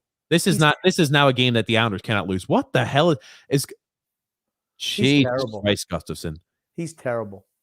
Here's the thing. You know what they say? Anders Lee was great today. No, the goalie is a nightmare. Their goalie is a nightmare. This game's over, by the way. We're winning this game. Yeah, there's no way in hell we're losing. Right? We scored 3 goals. I cannot believe Ottawa has not replaced them. I cannot believe that. Jesus Christ. Here's the thing. If you look at it, like I said, when you play a backup goalie, it's because you think that the other team really sucks. And they're, right by Chara. Number 10 just walked by Chara. Michael O saying here, you guys are better than a boring game. I muted the sound on the TV. I appreciate that, Michael. Alexander saying, listen here, guys. TJ, I love you. A grumpy is the heart and soul of this podcast. TJ, much love. TJ's all right. Nose dose. Michael T. Laughing face. Nose dose are caffeine pills. Big with truckers. Yeah, keeps them awake. No dose. So you don't doze off. You don't go to sleep.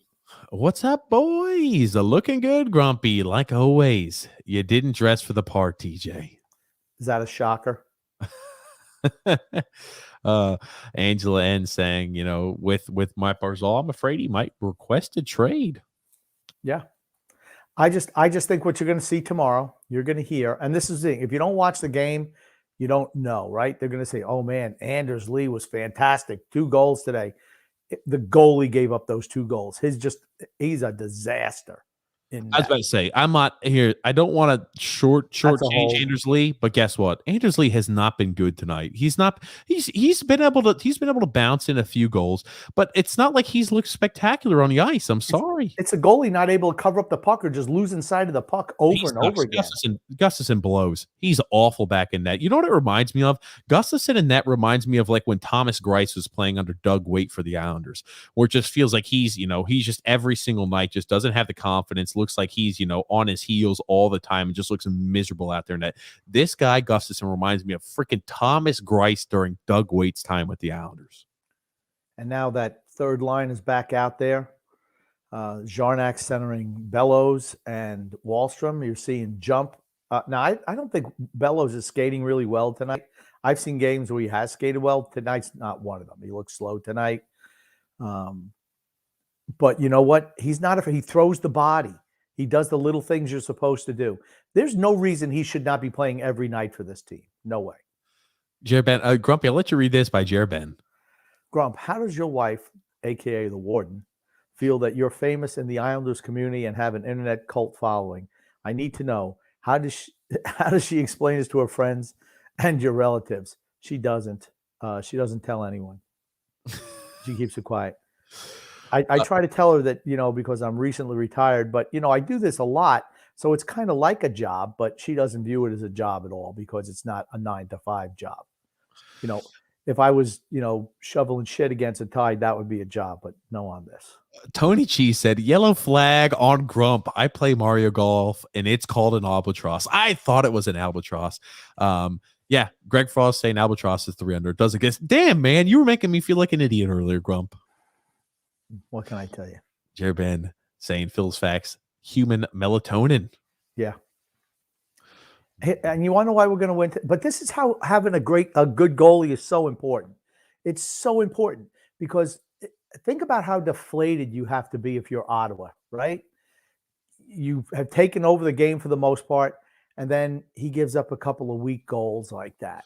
I'm telling you, if you're Ottawa, Gustafson blows. Seriously, what you'd feel like, I'm like, Jesus Christ, this game's already lost. But I told you, here who, the puck is almost bouncing off him on the head. He has no awareness on the ice, right? Think about the first goal. He has no knowledge. We have a fight between Stoltz and Dobson, starting a fight here. Started with Stoltz taking a run at Dobson, and he wasn't. At least I think it was Dobson. But here's the thing: Dobson, he's not much of a fighter. Dobson's not much of a fighter. He's so big for Stoltz. He needs to start pummeling. When you've got his head down like that, start freaking rabbit punching his ass, man. He let Stoltz take a lot of free punches when he had advantage over him, man. Pummel the hell out of that, Dobson. I need to see a little bit more nasty in your game, if you catch my drift, Dobson. I need to see a little bit more nasty in your game. That's not his game. That's not. I know it's not his game. I just need to see a little bit more of it. I'm not saying you need to be a me, mamma, jamma like Milan Lucic. I just need to see a little bit more nasty, a little more edge. You know what? He didn't Brock Nelson it out there. He didn't crawl away like on his belly like a dog, like Nelson does, like a slug. He went out there and he mixed it up. He's not a fighter, but he didn't back away. You ever see Nelson just cower when these guys push him around? Nelson's a bitch. I'm sorry. Jared Ben said, is Zarnak, Bellows, and Wallstrom the third line? What are the lines tonight, boys? Yeah. Wallstrom, Bellows, and Zarnak are the third line.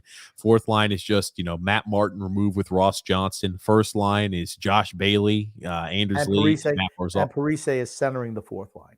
Yeah, Parise center in the fourth line with Casey Cizikas out. The second line is Jean-Gabriel Pageau, hold on. Kyle Palmieri, and Anthony Pavillier. Have you ever seen the commercial, this Taco Bell commercial where you got a couple of geeks who look like they're in some, I don't know. They're LARPing. It's called live action role playing. Somebody should kick them. Somebody should kick them onto the third rail. Why is that, Grump? Because they're a disaster, those two. Just kick. We don't need you anymore. I don't like the commercial where it's like she hits it because, I want to see when I see that commercial. I know the exact one you're talking about. I want to see them get together, right? They're two people that kind of look similar, kind of geeky looking. I'm not nothing against them, but a little geeky looking, and little geeky looking. They had to go to Geeks R Us to find the two of them. And here's the thing: they said bring your own costumes, and they had many. No, it's a cosplaying where people dress up and they go and they look similar to each other. They were dressed in the same exact outfit, and she hits the trash can and hears like a Taco Bell ding and says, "Oh, even though I found my perfect love, nothing do I love more than Taco Bell." Okay, Stoltz took a run at Pavilier and Dobson went and jumped him. So you know who never? Brock Nelson never would have done that, dude. Dobson did not throw a single freaking punch. Yeah, but he jumped on the guy. He just 8 freaking punches. God damn it, Dobson. Throw a damn fist. Somehow Ross Johnston is in the penalty box. Somehow. How the F did Ross Johnson go in the box? How the hell is that possible? I don't know. I think that's what he's saying. He's like, how the F am I in the box right now? What? How is Ottawa on the power play? I don't even think he was on the ice. Jesus, man, oh man, what the are we going to see how Ross Johnson earned himself a penalty? And hold on, is Noah Dobson not in the box? He got sent to the dressing room. Yeah. Now, Drew Ellis saying, did you guys see the news about the Indiana Pacers today? Did not. If you could let us know what was going on, I'd be interested. Of course, I can look it up during intermission. Yeah, I did not see. It's probably not good news. Oh, wow. They're trying to make a trade with Ben Simmons. Ugh. They're trying to acquire some players. I think they're trying to acquire the shock breakup of $105 million demand that could shake up the Ben Simmons trade. Who the heck knows? Dobson received 4 minutes for roughing, and Stutzel received 2 minutes. So I guess they just put Ross Johnson in the box there for the double minor. Well, but the period was going to be over, so I don't know what. Oh, I guess because they're on a power play. That's why. Yeah, they're on a power play. Frank K saying Bailey has been so lazy. He's just, I'm telling you what, they got open shots on their power play. Who's got Bailey's out there? So in other words, we're playing 2 men down. You have Pelican, Mayfield, and Palmieri. Bailey just doesn't do shit. He doesn't. I mean, they miss the net and it goes down the other way, but Bailey's done nothing. I've never seen a guy look any worse than him, honestly. Brian J. Looking at Kenny Pickett, Grump. I'm telling you, Kenny Pickett's going to be top 10 pick. I mentioned it last podcast. That's all I'm going to say. That's all I'm going to say. Jerben said, where's Casper Holmstrom? How come he was never brought up with all the COVID going on? Because he really sucks. That's why. Well, I'll tell you this. This is a game that we will not lose, and we cannot lose. Scott L saying, if the Islanders are out of playoff contention by the deadline, realistically, who do you think we'll see Lou trading off of this team? Not who do we want off of this team, but be realistic. Who would be traded off this team? I honestly, I don't know if they would, but I could see them moving Anders Lee. Why? God damn it. Grumpy said be realistic, damn it. I am to move him to a contender. As someone who wants a net front presence. Stop. Grumpy's got a full no trade clause. Why the hell? Anders Lee's not going anywhere. He doesn't want to go. Why the hell would Anders Lee? Dude, Anders Lee would. Realistic, Grumpy. You're going to drive me nuts. I think if you approached him and said, we can trade you to a contender, would you be willing to go? And if he said yes, I could see that happening. Yeah, I heard that also the Islanders are going to get back and return Connor McDavid, Leon Draisaitl on 15 first-round picks. I didn't say that. Stop being so unrealistic. Anders Lee is going. So you don't think there's any way on the planet that they would ever consider moving him at the deadline? Who would be moved? Who at the trade deadline says, "I need to add a little bit of offense to my team. Let's trade for 5 years still left remaining on his deal." Anders Lee. Who the frick says that, Grump? Who would say that? Who would think that? If you're a team that needs net front presence, you could do a lot worse than him. That's his job, is net front presence. Yeah, and you want him for the next 5 years? I'm just saying. No. Realistically, right? You have to think about it, right? He's got another 4 years left on his contract. Do you think anybody in their right mind will say, "Oh, let's trade for Anders Lee"? I know he's got 6 goals on the season tonight, or on the season, right? He's only got 6 goals. I can understand if Anders Lee was averaging over a point a game, maybe somebody be interested. The guy's having a bad year too. who would be interested in trading for Anders Lee at the deadline? Seriously, the guys they can move. Those are your Scott Mayfields. If anybody, I think Scott Mayfield would be a guy that I could see us moving for certain. Scott Mayfield, he struggled this year, looked good in the playoffs last year, and he's on a very, very manageable deal. I could see Scott Mayfield being a guy who would move. I could see a guy like, if there's any value for him, Andy Green. I don't think Zdeno Chara has any value. So you think there's value in 40-year-old defensemen, do you? And 45, 44-year-old defensemen. You think there's a value there? Please.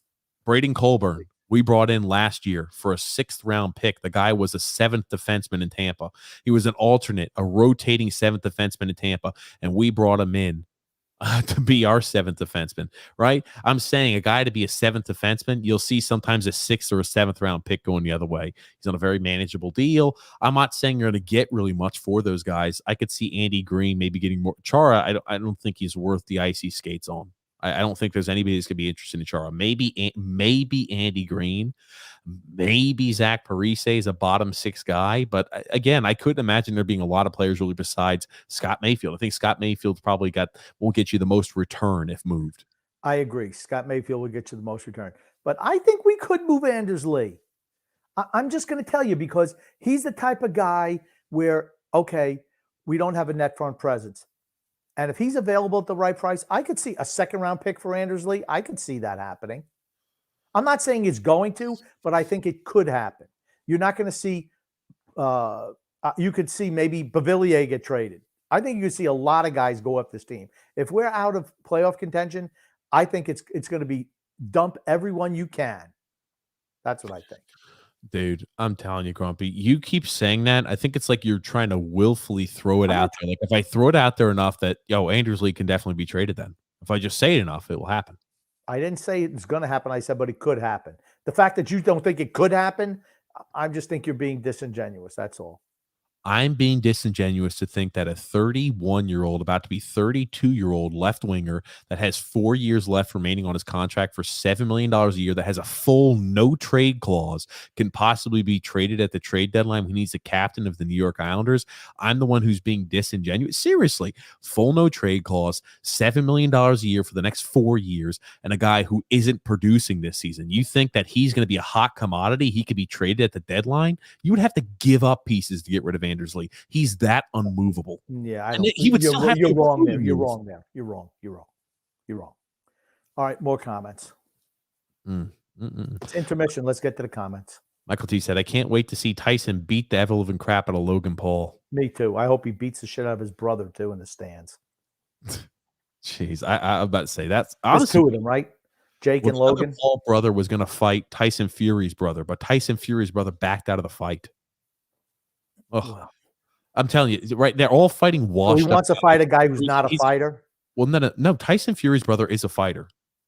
Tyson Fury's brother wants to be a fighter. He's in training. That was gonna be one of his first like big fights. Okay, so he's not. But he's gonna fight Tyron Woodley again.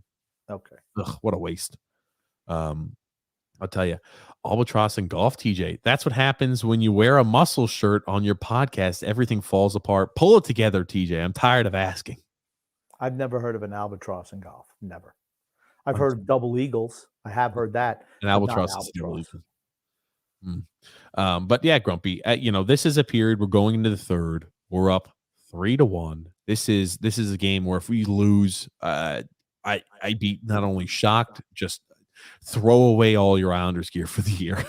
Because we're not winning this, we're not making the playoffs. If we go into the third period up 3-1, and we're winning this game. We're winning this game. This game's over. This game's over. We're winning this game. Yeah, I think so too. I'm sorry I'm so behind on all these comments, Grump, but there's a lot of comments we're getting through, and there's a lot of good talking we're doing here today. So yeah, I think Brian J. Sorokin has played fantastic tonight. He saved us for certain. Yeah. Next comment.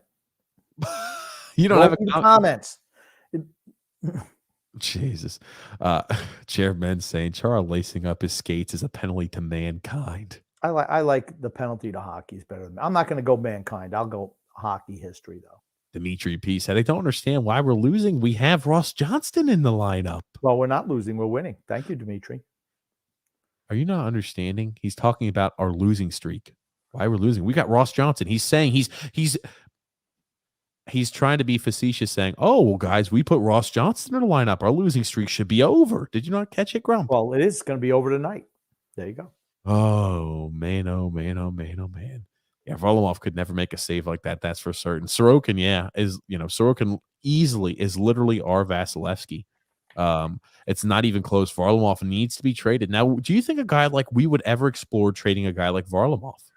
Varlamov Yeah. has a fantastic season. He's got 1 year left on his contract. I could see him being an easier to move player than a guy like Anders Lee.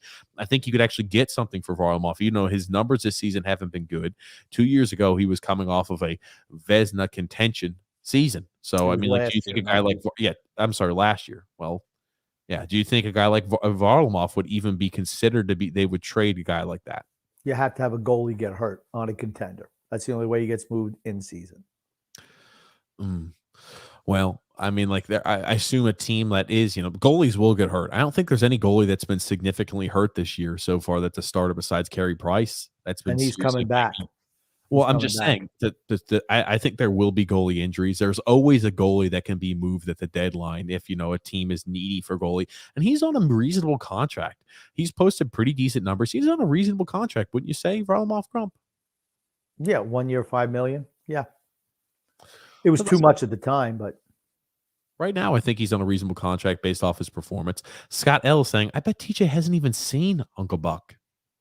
I think you've seen Uncle Buck, haven't you? Not a chance. Yes, I have seen Uncle Buck. That's correct. I have seen Uncle John Buck. Candy was great in that movie. Just great. I haven't watched it in a long time, but Greg Frost says here, I feel bad for Sorokin with Team Pylon in front of him.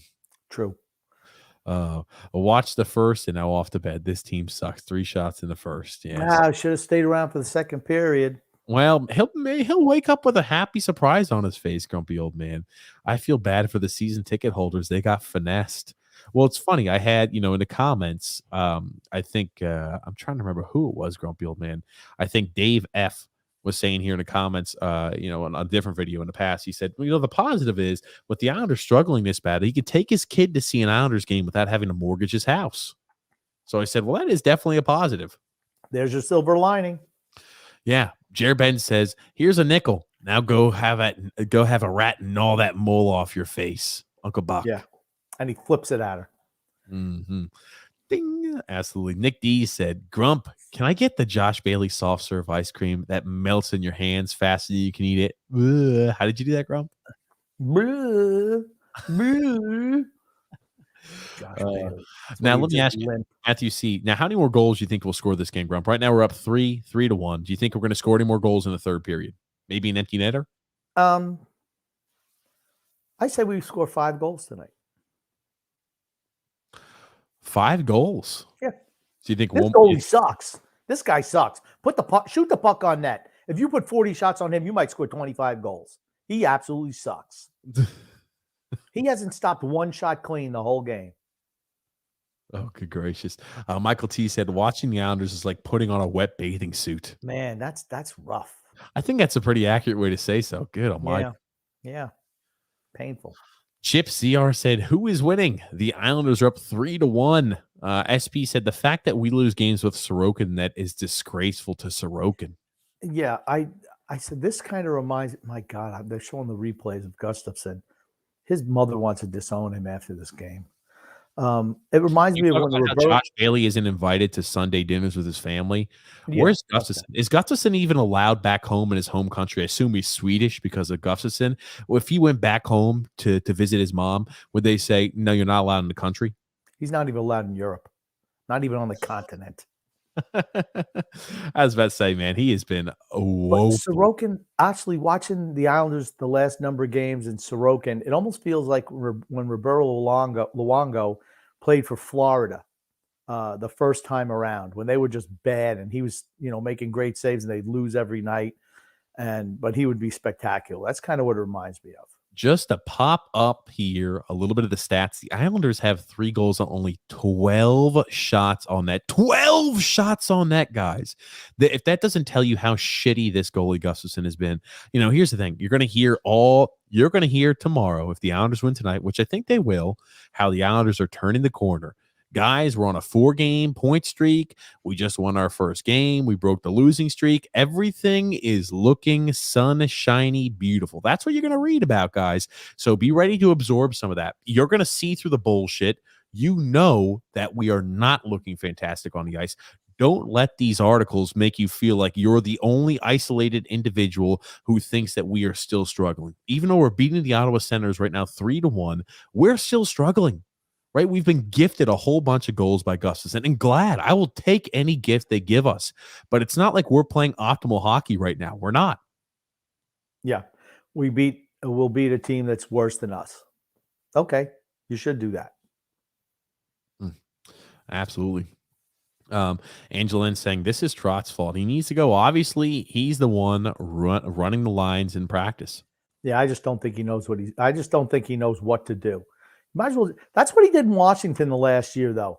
He put a lot of the young guys out there because they couldn't do anything, and then they helped them win. Oh, Frank Hay bringing a teacher reference, and I like this one. Says Trotz has lost control. He's like a teacher not able to control their class, trying different seating arrangements. Yeah. I think someone needs to give him the tombstone pile driver. That's what I think. Oh, look at there. Look at there. Chase H saying here, for some reason, when Chara's in the lineup, the Islanders just look slower.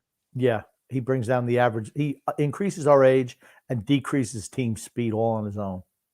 The Islanders win 0 puck battles, it seems like, says Travis Green. Yeah. Oh, is this Travis Green? Travis Green. Yeah. The Travis Green, Canucks coach, is now on the podcast, guys. He's asking questions. He wants to know. He's seen, he's like, man, oh man, I got fired from Vancouver. It doesn't look like the Islanders are winning any puck battles. Why the hell was I fired from Vancouver? Yeah, I don't know. Next. Tony Cheese said, TJ reminds me of an albatross. Pale, large wingspan, far from goofy. Far more goofy than majestic. Eating plastic garbage out of the ocean. See, now Tony's starting to bring his A game. He was a little slumpy earlier. His thing, maybe he set the bar too high on Saturday. I think. No, Tony, dude, comments like that are gold, Grumpy. No, I'm just saying. Because now he's starting to bring his A game again. He said he's been bringing his A game, but I think he set the bar so high on Saturday. He was just one zinger after another, one-liner after another, and I just think he's been a little bit down from that level. I'll give you a star, whatever that means, Tony. I've got now this next little star. I could put stars next to comments. Gold star. That got a gold star. SP said, "I'm convinced Trotz and Lou like this draft class and it's worth tanking for. There's no other explanation." Get ready to be disappointed when they draft some grinder in the first round. Well, he plays a solid two-way game. Oh, you left a 400 goal scorer on there on the board. Why didn't you pick him? Well, he doesn't play enough defense for us, so we'd rather pick some grinder type or pick another defenseman. That'd be real wise. James F. said, JT, what's with that shirt? Were you working on your car, TJ? No, I was not working on my car. I got done with the gym. Nicholas T. said, I've always disliked Bailey, but gave him the benefit of the doubt. No more. He needs to sit. I've always hated him too, Nick, and I've never given him the benefit of the doubt. I held his feet to the fire, and he sucks. He needs to sit. He needs to be jettisoned off the roster. Well, Brett W. says here, diaper rhymes with sniper. Bailey plays like he's inside one. Very good. See? Yeah. There it is. We leave it up to the smart people and the individuals. I had a little time to think about it too. Like I said, I had about 4 seconds to read it and try to come up with something. It didn't happen that time. Usually I'm pretty good at that, but I was not on that one. Chase H said, why don't we go with more of a line going forward of Bavillier, Barzal, and Wallstrom? That was a line. That was a line for a while. I know, but only one shift. And again, these are older comments, so I apologize. And then James F said, still in bed with my sciatic. Won't be able to go to the game on Thursday. Still haven't gone to a home game yet. Maybe that's why the Islanders haven't won a home game yet, James. James, we need you at the games. You are going to be the person that jettisons this team forward to a 36 All right, game. next comment. Don't try to be funny. It's not. You're no good at it. Don't even try. What the hell, Grumpy? You bring the podcast to an absolute grinding halt whenever you try to be funny. It's not who you are. Well, Grumpy, you know what? I'll know your role and shut your mouth. Next. I'll do this for you, Grump. We have an ad to read today, Grumpy, believe it or not. Oh, you know what? Man, oh man, you seem pushy. You know what it's like? We're getting off an airplane. You're I like, hate you're when at you the try to back be of the funny. bus. You're at the back of the Oh, plane, and here you're he goes again. I just told you, don't be funny. going. Don't try to be funny. You're not funny. You are not funny. I'm not trying to be funny, Grump. I'm just Just saying. I read the think you're ad. being grumpy as shit Stay right in now. your lane. Stay in your lane. Football fans. This is an ad brought to you, by the way, by DraftKings. Football fans, I'm sure we all loved an action-packed, high-scoring NFL game, but this latest no-brainer from DraftKings Sportsbook, an official sports betting partner of the NFL, you'll be a winner once a single point is scored. New customers who bet just $1 on any team to score can win $100 in free bets. It's that simple. If Sportsbook isn't available in your state yet, you can still get in on all the NFL action. Everyone can play for huge cash prizes all season long with DraftKings daily fantasy sports contests. DraftKings is giving all new customers a free shot at millions of dollars in total prizes with their first deposits. Download the DraftKings Sportsbook app now and use the promo code THPN and bet just $1 on any team to score and win $100 in free bets. If they score, you score with promo code THPN this week at DraftKings Sportsbook, an official sports betting partner of the NFL. You must be 21 years or older in New Jersey, Indiana, or Pennsylvania only. New customers only. A minimum of a $5 deposit and a $1 wager is required. One per customer. Restrictions apply. See DraftKings.com/sportsbook for details. If you have a gambling problem, call 1-800-GAMBLER. I'm going to tell you what. They just showed a goal where Zigras for the Ducks picks the puck up, scoops on a stick, throws over the top of the net, and then Milano baseball swings it into the net. Man, that's a beautiful goal. Yeah. Zegras is a hell of a player. He's played well. Yeah, Sorokin's looked amazing. Look at his stats. He's Vezina level. Yeah, he's not winning the Vezina this year, though. Unfortunately, he'll have to win more games. Yeah. I didn't know. Okay, third period is underway. I guess you could not get through the comments in 20 minutes. Could not blow through the comments enough because he wanted to try to tell jokes. Well, now the game is back on. I think I'm going to try my stand-up. I'm going to try to be a stand-up comedian, Grumpy. I think Let me tell you what you should do. Funny. You should try it in front of a mirror, and then you'll realize how shitty you are, and you'll give it up. Look at that. Just know what you're good at and what you're not. You're very good at what you do. Oh, man. Nice save by Sorokin. The puck was a foot from the outside of the net. We had nice clearance. Nice job. And now the power play is over. But Ottawa's back in the zone. And Kachuk with a nice shot. And here we go. Who's coming up? It's Ross Johnston on a break. That's all right. He gives it to Bailey. Well, that's where all Russians go to die. And no different this time. James F. said, Grumpy, how old's that couch? You need a new couch. This couch is not – this couch is – I don't know how old it is, but it's like maybe 5 years old, something like that, 6 years old, something like that. But it's not ready to go. Brian BP saying, Grumpy, always giving love to – did you give love to Al's Misery Rated R when I was in the bathroom? Certainly did. When Brian – his first comment I did. Oh, I didn't even hear it. I don't know all the members of Al's Misery Rated R. My God. Ottawa comes in the opposite zone, blows a tire, and turns it over. But there's certain guys I know who are part of that group, so I always like to give a shout out when they comment. Yeah, Paulo C saying it. Take out Lee off the first line, please. He can't skate anymore. I want Bavillier, Barzal, and Wallstrom on the first line. Lee, Pajot, and Palmieri on the second. Yeah, I'm fine with that. Where's our Hall of Famer Josh Bailey going to go? To the bench. Oh, man, Grumpy. Oh, there it is. Well, here it is. Third period. Ottawa needs to score quick. They need to score early if they want any chance in this game. And we've done a pretty good job of preventing. Well, I'm just saying, right? We need to entertain all ideas here, Grump. The great general manager of the New York Giants, George Young, yep, he was the man, used to say, you are what your record says you are. I think Parcells said it too. What a film saying, TJ, you can wear one of the T-shirts you're selling. No more muscle shirts. It might start a buying frenzy. We support a well-dressed TJ. I don't know what you do at the gym. It must be a leg on a leg program.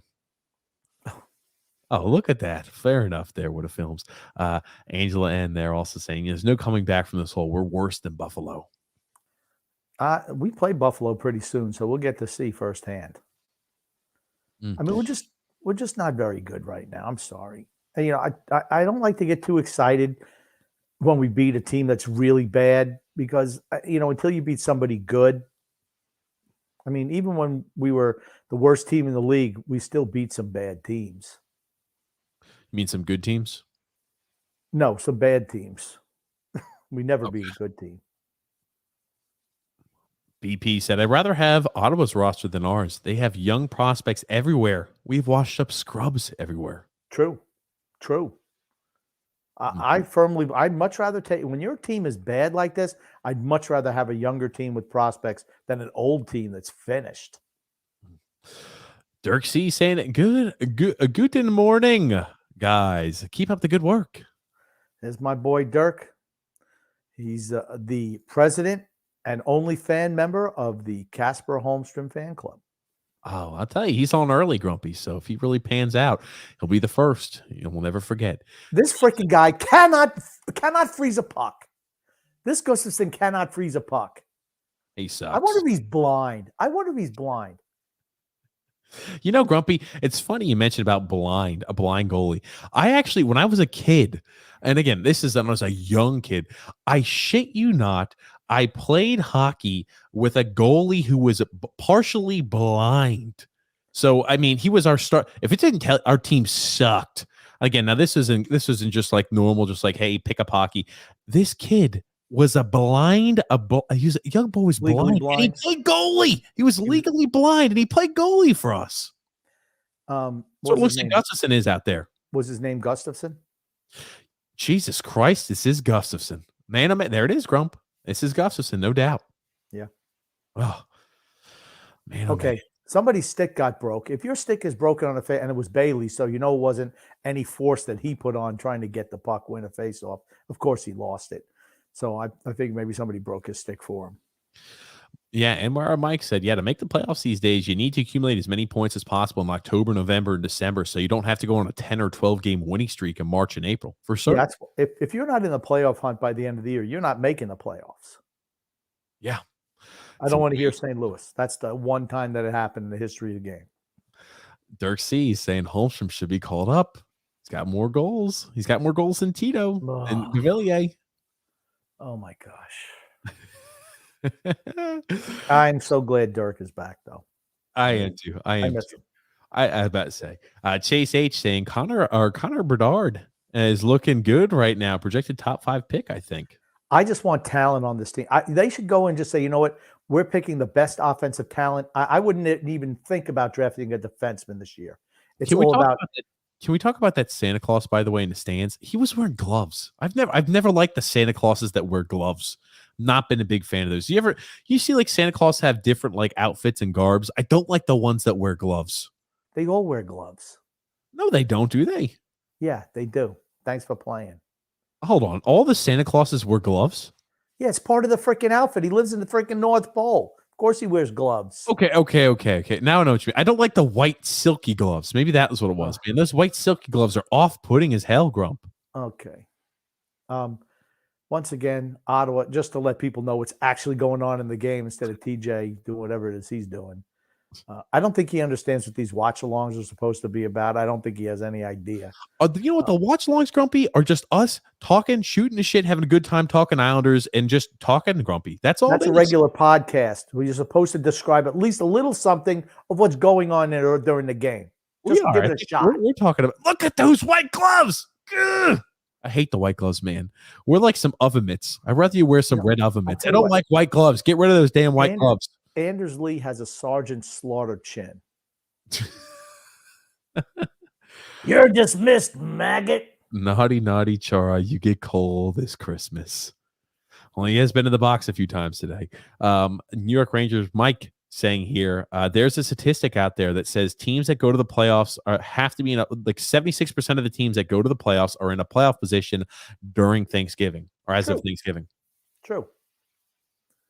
And it's even worse at Christmas. Yep. So if we're not in a playoff position, guys, it's the odds just drop. They just keep dropping and dropping and dropping. But man, oh man, I'll tell you. Taco Fall says, in my opinion, Sorokin, Dobson, and Wallstrom are our top 3 this season, he says. Yeah.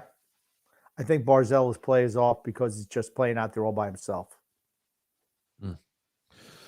Yeah, there it is. Whole Grumpy. John P sent me a picture. Hold on, I'll have to pull this up. He sent me a picture of him, I think, in a Santa Claus outfit. He's wearing Uh-oh. gloves. He's wearing the white gloves. The white gloves. Yeah, I hate that's white gloves. the standard I'd rather garb, wear man. like those gloves that they can't like get a whole bunch into, like red gloves. I don't know. The red gloves that aren't like shiny. I need something that's not shiny. Something about the shiny gloves I'm just not a fan of. And like when they're white, they're even more shiny. Just I don't know. I'll have to look at this. I'll have to look at this picture John sent us here. But yeah, Grump, I'll let you get back to commenting on the game. I'll pull this up. No worries. Yeah.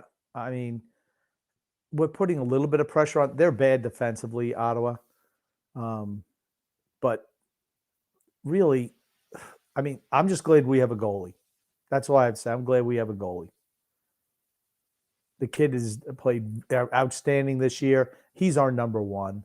And that's the way it should be. Varlamov should be a benchy at best. Somehow we give up a 2-on-1 break. Nice hustle back by Clutterbuck. And Dobson throwing a check. And, of course, Ottawa can't keep it in the zone, and they get themselves a icing call. They get themselves what? Nope, no icing call. I thought maybe they were going to call icing. They didn't. They're terrible. They're terrible defensively, Ottawa. John P, thanks for the picture. Look at this. He's got himself here. This is with his late mother, he said. And he's got the white gloves on. It's just something about those white gloves. That's standard Santa garb. I hate to tell Santas you. always wear white gloves. Nice Shiny picture of white gloves. John's mother there. Very nice. Do they always wear white gloves? Yes. Maybe my brain's fried. FYI, Kiefer Bellows just scored a goal. Kiefer Bellows. That's what I'm talking about. I told you. I had a feeling there it is, man. There it is. Good for Kiefer. And let's see. This one here is set up by, there you go. Nice tic-tac-toe from Wahlstrom to Jarnac to Bellows and quick release goal. That's what happens when you shoot the puck. You know who never would have scored that goal? That useless bitch, Josh Bailey. And here's the thing, dude. That was a freaking top shelf. If we're Butchie right here, that's in the candy department. That's in the toy department. That's top shelf right there, Grump. Yeah. I'm just so glad this kid is playing well. He needs to play all the time. He should be playing all the time. I'm all about you letting the young guys play. He's the future. He's one of the futures of this team. I know Barry doesn't like Our third line has produced 2 goals. Think about that. Wahlstrom and Bellows had produced a goal, right? Bellows is able to pass that puck after he wins it between 3 Ottawa Senators to Wahlstrom. He scores, and now Wahlstrom helps drive offensive play, and they're able to score with quick passing. Our third line has produced 2 of our 4 goals. And again, like that's a goal that, I'm not blaming and faulting the goalie on Gustafsson Bellows, though. Yeah, well, that one wasn't Gustafsson's fault. The 2 Anders Lee ones were.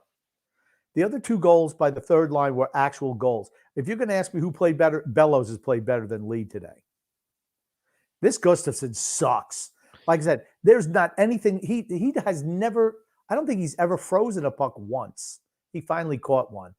Barzell's going, what, the son of a bitch finally catches one? Frank Hay said, yeah, this Gustafsson guy's all over the place. If we win, everybody's going to be like, we're back. Yeah, it's Ottawa. We had to win today. Michael T saying Josh Bailey with the primary assist early on the Anders Lee goal with the primary assist. Which one? It had, I don't know which one it was. Was it the one where he missed the net, or was it the one where somehow he poked it past Gustafsson, who couldn't cover a puck right in his hands? Bill B is saying here, I think that was, it doesn't matter, right, Grump? I think it was the first one. But Bill B said Bailey just bought himself 6 more weeks on the first line with that assist. He shouldn't be in the lineup. I'm sorry. I tell you. Yeah. Good evening, John M. saying good evening, boys. Good evening, John M. And yeah, clueless Jack Capuano, Grump. Yeah. Jack Capuano is behind the center's bench. Holy shit, says Jer Ben. Now, he just had COVID. I don't care what people do. He was wearing a mask, but it's pulled down, below his nose. And I know he just had COVID, so I don't know what the problem is. Drew L says, I'm not going to lie. I love Sorokin's mask. It's really cool design. He's one of the guys on the team that, bodes well for the future. We have a few of them. We do. I'd love to see Kiefer Bellows be one of those guys. I think he's a nice fit out there. I do. Wanatuso Sai says here, Ross Johnson has looked very good today. Yeah, you have to count for him. You have to count for him. You don't have to count for Matt Martin. Oh, here you go. Here's a little Santa Claus. Looks like he's drinking a little eggnog. He's doing a little dance, and he's wearing his little white gloves. I haven't got to that yet. I'm still doing a farmer's insurance commercial, so I guess I will see. No, I don't. I got a different telecast, I think, than you. That's fine. Paul Blue Paint says, "Fire Trotz, are you nuts?" Yeah, he's not getting fired. If they lose, well, it's not going to happen. But let's say they go on another 10-game losing streak. You have to consider it. John M., even though he says that we're winning, he said, this season's over. Hate to admit it. Yeah, it's all right. Oh, Michael T said, no, they took away Josh Bailey's assist. Thank God. Does it make you happy when Josh Bailey doesn't produce and score? Because he sucks. Because it's mostly, oh man, this guy sucks. This goalie is so bad. He does have one assist on the day. I'm not sure if that's that primary assist or he got a different one, another Anders Lee goal. But Bailey has looked, Nondescript is Josh. The best thing to say about Josh Bailey. I was about to say that's the most flowery thing you could say about Josh Bailey as he plays on the first line and plays, 16, 17, 18 minutes a night. Yikes. Terrible. Josh Bailey's nondescript. James F said, I have 2 TVs. One TV, the game's on. The second one, you guys are on the TV. Yeah, I like that. James. Absolutely. Oh. Ottawa. What happened, Grump?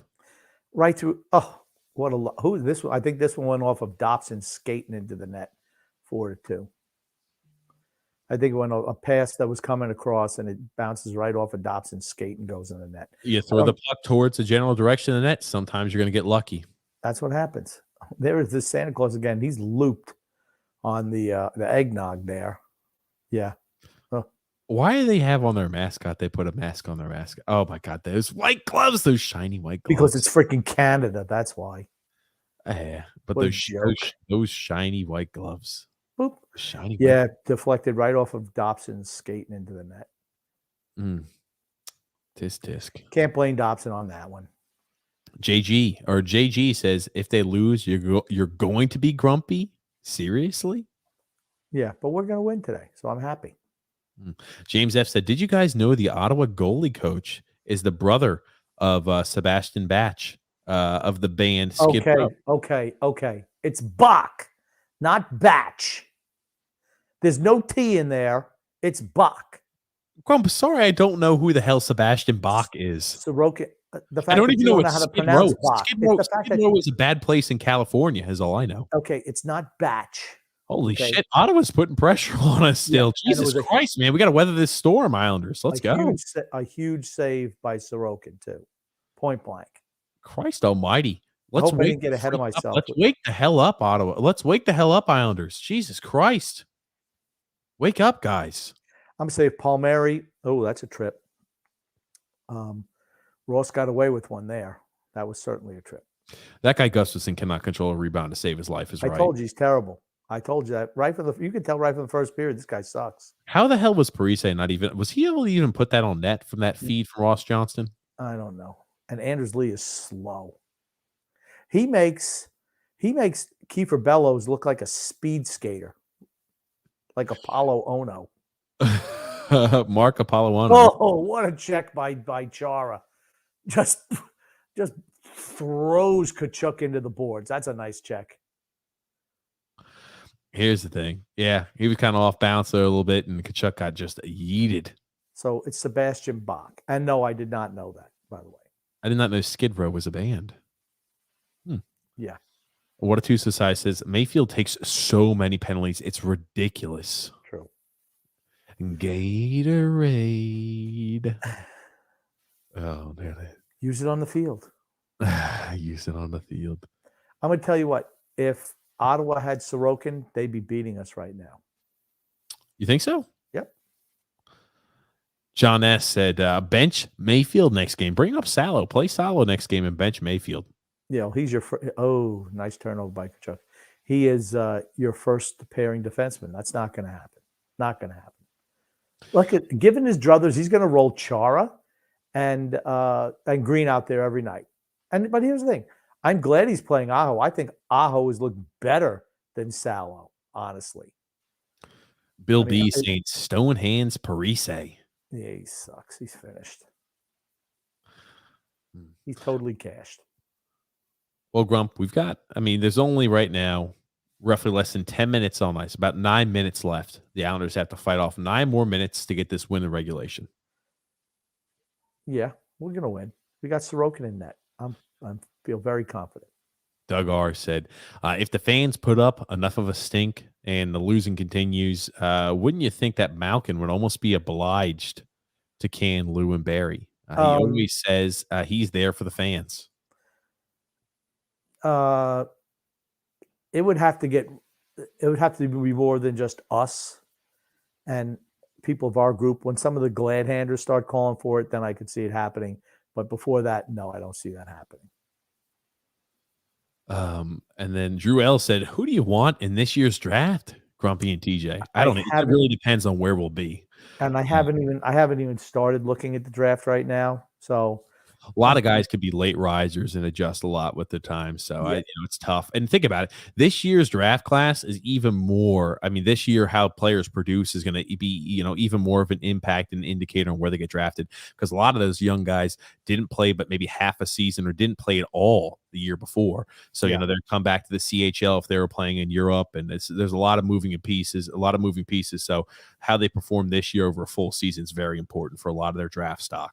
So I'll have to be much more. Let's wait until the end. Anthony Beauvilliers looked really underwhelming this season, or just today. This season, but even today, you can always count him beating guys to a puck, and it's just not happening right now. Little mix up here. Who's he sending off? Who started that? Was it Parise or Clutterbuck? I'm going to bet it's probably Clutterbuck. Beauvilliers was in there. They're probably Clutterbuck. He went down like Diego Maradona right there. So he Clutterbuck trying to fake a penalty or fake something. He did go down. He was touched. He's like, oh no, he hurt me. Oh, now here you go. Now he's earned himself. A power play by flopping like a bitch. I'll tell you, dude, Clutterbuck does that and sells those better than anybody else. Do you remember back when Tyler Bertuzzi went ahead and slashed him? When Doug Waite was the coach, Tyler Bertuzzi slashed Cal Clutterbuck on the thigh, and Clutterbuck went down like he was shot. And he was like, limping over there, limping off the ice. He was out there skating shifts right after the 5-minute major was assessed, and the Islanders scored, I think it was like 2 or 3 goals on that power play opportunity. Do you remember that game, Grump?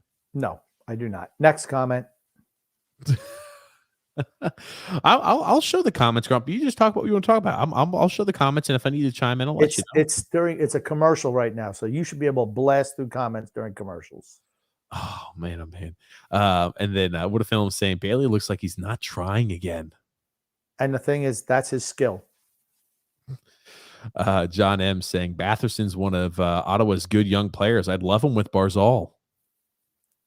Well, if we could put anyone with Barzal, I'd be happy. Angela N said, I can't watch this team anymore. I've been a fan since 1975. I'm done unless they fire Humpty Dumpty.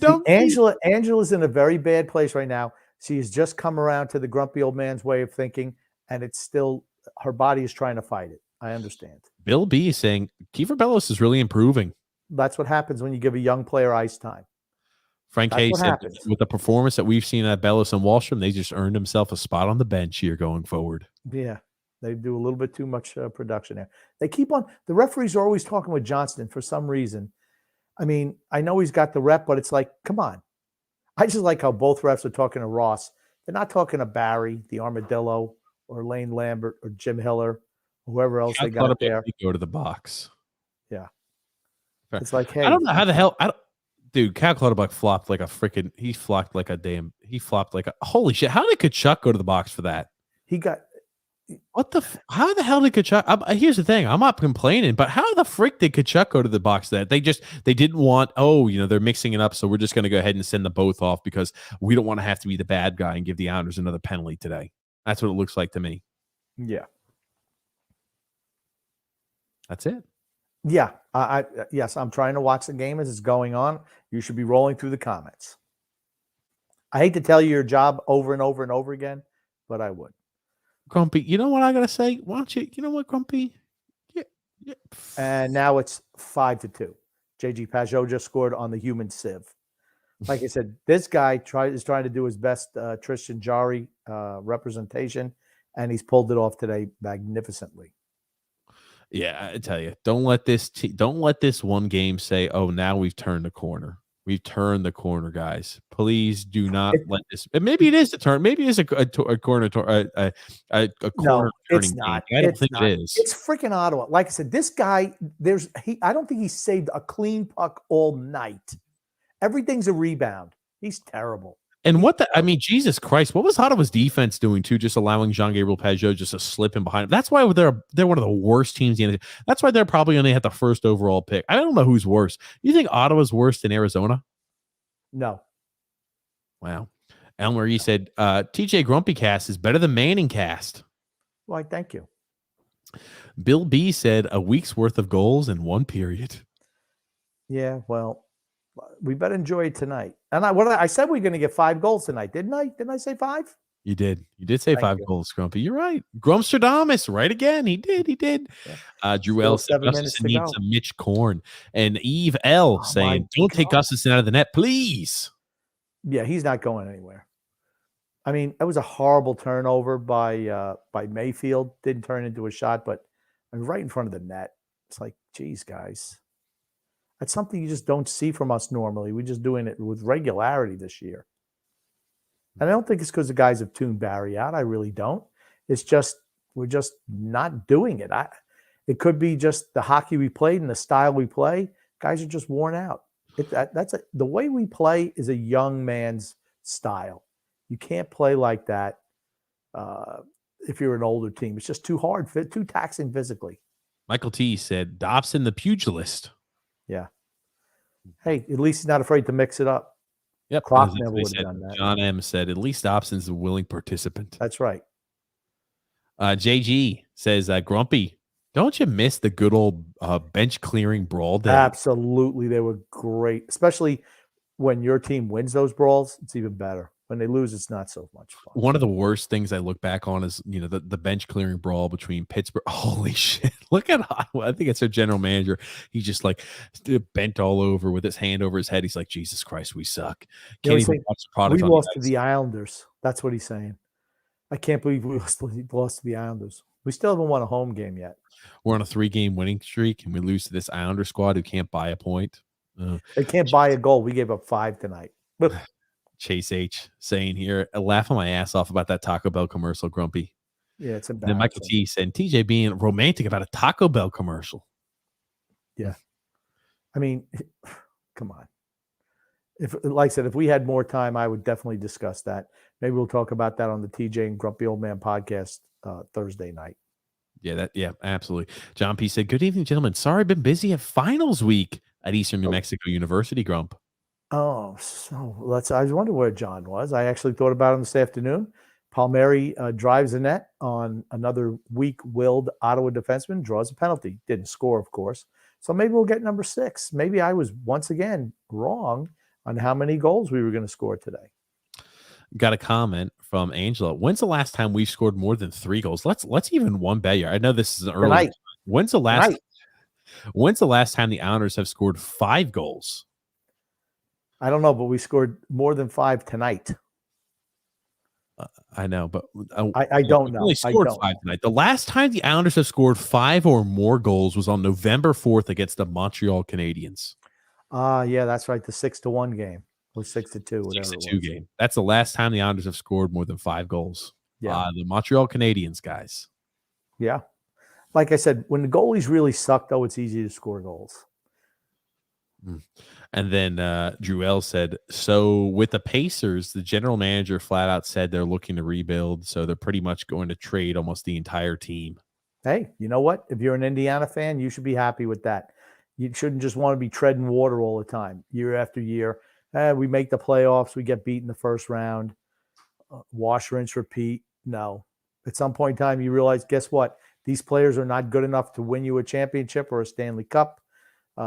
Time to move on from these players and get new ones.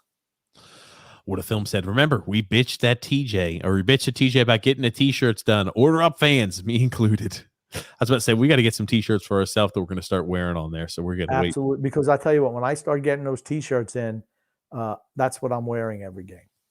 Every game. Every game. Every podcast.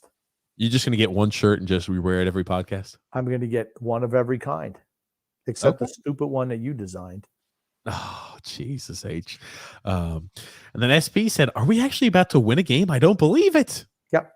I knew I had a feeling we would win today. I just don't think Ottawa was very good. Thomas We're B not. saying Lou would trade Varley if at the deadline we're sellers. Yeah, but it takes two to tango. You have to want somebody. Drew L said, "To be fair, TJ Taylor Hall was averaging a point every 2 games with Buffalo, and the Bruins had no problem trading for him. Yeah, he was also a rental that was planning on signing back with Buffalo. I mean, I guess you could say that. I feel like also Taylor Hall had the acumen. He had, the name. He had the pedigree, where Anders Lee doesn't have the pedigree. He's known as a grinded out guy who could score a few goals. But, Grumpy, we're seeing an advertisement and a commercial there for video games. I know you love that, don't you? The NHL 22 X Factor tonight. I don't know. I'm not seeing that. So, But Anders Lee. Anders Lee's the X Factor. Holy shit, Grump. Anders Lee is listed as the NHL 22 X Factor performer. Okay. I like this power play unit that they have out there.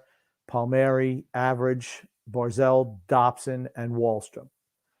I mean, how long did it take to get Wahlstrom on that first power play unit? How long were we calling for it before the Armadillo finally did it? The kids scoring on these power plays, and there's so much. And the kids who impressed me the most are Dobson and Wahlstrom.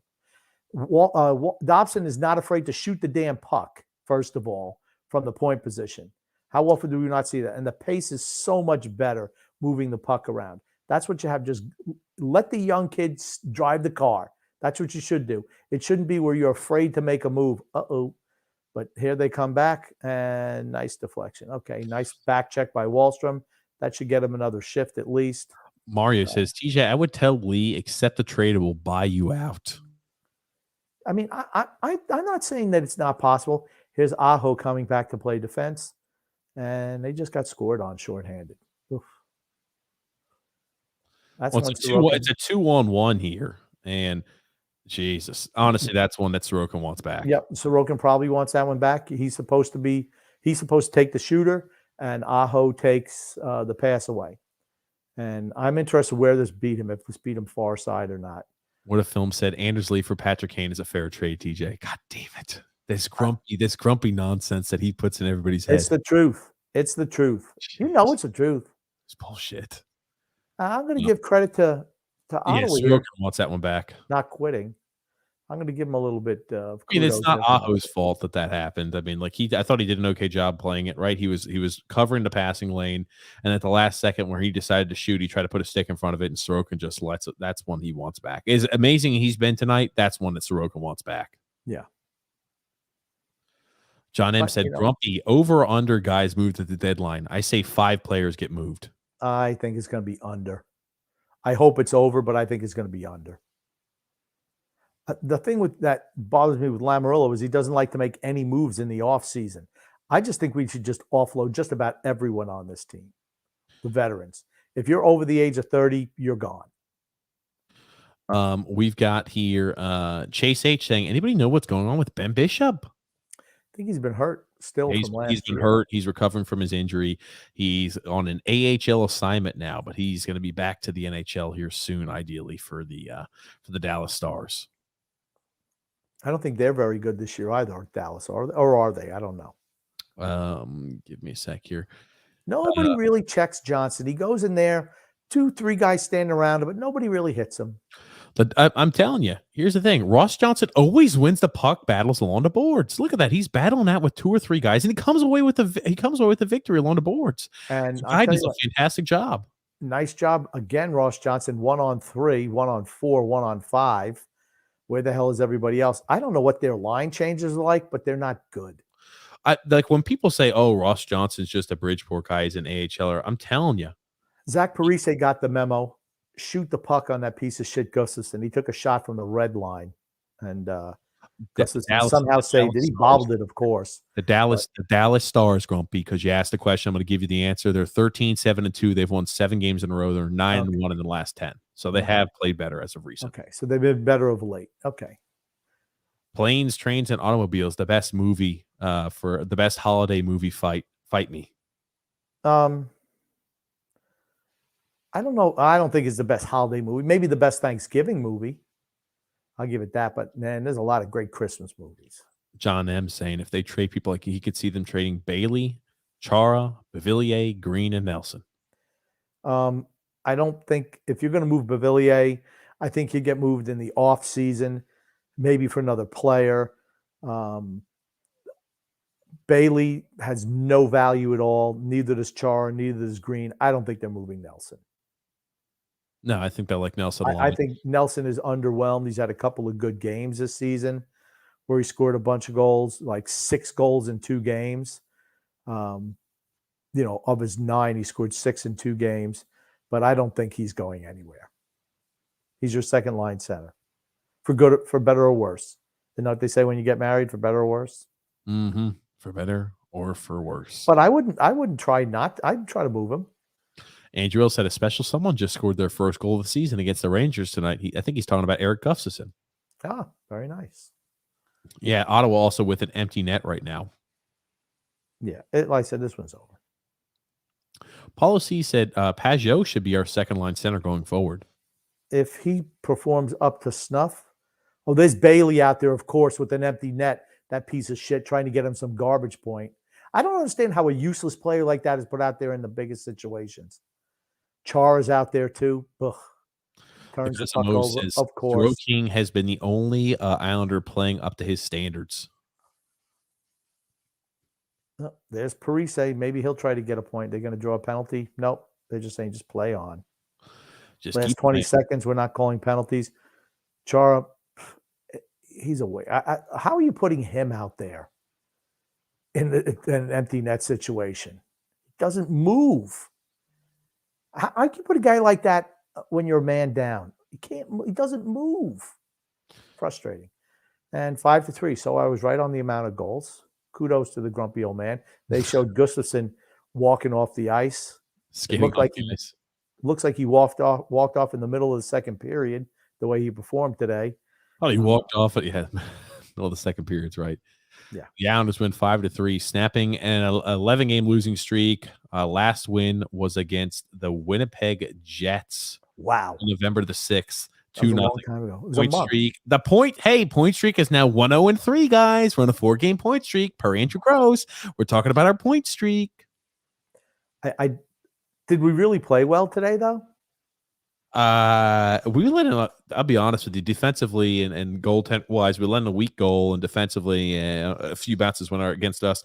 I don't think we played all that well. We scored goals, but I don't think we played all that well. Yeah, I don't think we. And Ottawa's, probably the second worst team in the league. What a film said, don't make fun of the blind. We run the NHL retirement program, just a matter of time. No, I think, I don't know. Was that TJ making fun of the blind guy? No, I was just saying I used to have a blind. I used to play when I played hockey as a kid. One year we had a goalie who was legally blind. So you can imagine the team didn't do all that well. If the goalie couldn't see the puck. John M saying, Grump, looking good. TJ, not so much tonight. Yeah. That's fine. Got to get rid of the tank top. James F said, TJ, you have too many issues. You need help now. Oh. That's fine. Bellows cashing in. I'll tell you. Good to see him performing. It's good to see him performing. What a film saying, I think TJ had bad experiences with Santa Claus. Don't worry about the white gloves. Take a couple deep breaths. Yeah, I don't understand the hatred of the gloves. Just don't like the shiny white gloves. It's just off-putting for me. Okay. What a Tuso Sai says here. The fourth line set it all up there. The normal fourth line was playing like shit. It would be a nonstop praise about if they were playing like this. They would be nonstop praise about for the identity line. Yeah, to me, that line is finished. I'm happy with what they sent out there today. Clutterbuck, Parise. I have no problem with Parise playing on the fourth line. None. Michael T said, everybody's smiling. Sunshiny day. Everybody's smiling. Sunshine day. Happy today. It's a sunshine day. I didn't know that was a song. From the Brady Bunch, man. If I had the lyrics, I'd sing the whole song right now. Oh, that's the Brady Bunch? The Brady Bunch sang that in an episode. They sang that song. They were all dressed up in some type of little blue and white costumes. They were singing a song, doing like little dances with it. The boys and the girls. Sunshine day. Everybody, it's a good song. I'll get the lyrics and I'll sing it for tomorrow night. How about that? Do that. I need it. Nick D said, "Oh no, Barry and the vets must be annoyed. The kids are producing and they're not." Like I said, once again, it's not the kids who are not producing; it's the veterans. But Anders Lee, you watch Anders Lee. TJ's wife Paige is going to be a doctor. Hopefully, for his sake, she's a shrink. Love you, TJ. I like TJ taking some shots tonight. That's fine. That's fine. Ross the boss started to play. He's played well tonight. People always shit on Ross Johnson. I think he does a hell of a lot better job than Matt Martin on a consistent basis. Me too. Nobody messes with us when he's on the ice either. Vinny Smith said, "Now can we keep Bellows in the lineup? Why not? As long as he keeps scoring, he'll play him." Like I said, and maybe they had the talk with Barry already. He's like, "Hey, play the young guys. The old guys ain't getting it done." Michael T said, "Why are you guys watching the Ottawa feed?" I'm just watching. I was watching ESPN Plus. I watched the Islander feed. I watched ESPN Plus. Maybe I was watching. That's maybe why I was seeing a lot of the Santas. I was watching the Ottawa. I think I was just watching the feed. The feed it gave me. I was watching the Ottawa feed. Grumpy old man. Oh, looky there. Yeah, I tell you, he's played well. He played well tonight, though, Grump. I want final thoughts from you, Grumpy. I got a few items to pull up here that people are sending us, but Grump, I want some final thoughts of today. Yeah, let's. A much needed win, right? This is a game you pretty much had to win, and we did. So there's your positive. Did we look perfect? No. Sorokin looked great, particularly when he had to, when the game was in doubt. Nice game by that third line today. Jarnac with Wallstrom and Bellows. I thought they looked really good. Second line, meh, not so much. First line, nothing. And I thought the fourth line looked good too. So, like I said, you got to get somebody out there that Barzal can play with. I know Ross Johnson, guess what? He should not be taken out of the lineup next game. Nope. He should not. But you watch, as soon as Matt Martin's healthy again, out comes Johnson and in comes Martin, because that's Barry Trotz's way. See, like that type of stuff will drive me nuts because I think Ross Johnson has played well enough these last few games to earn himself some ice time, some consistent ice time. I'm sorry, right? Matt Martin, I just haven't seen as much of the effort out of you as of late. You're a guy who needs to bring energy and pop, and we just haven't seen it. And we'll go ahead and zoom in on that and let you watch this, Grumpy. Oh, this might bring you a little bit of joy here, Grump. Yeah, this says Schultz, that punk. He just took a run at Bossy. And there's Clark Gillies going at him. Says, "Yeah, you want to mix it up? Let's go, punk." And he's going to, boom, boom, hit him again, Clark. Boom. Look at the way Gillies throw those punches, man. That's a turtle up, you flyer dog. Those are the good old days. Man, that Gilly could throw punches. But certainly could. Yeah. And who was that? I don't think that was Schultz. Was it Schultz? He was number 8. I couldn't tell if that was Schultz or not. That was Schultz. I'm just looking at the haircut. That was Schultz. Yeah, he wants to fight now. You just got your ass knocked out, Chief. Number 6 was Moose DuPont. 11 was Don Selesky, the big bird.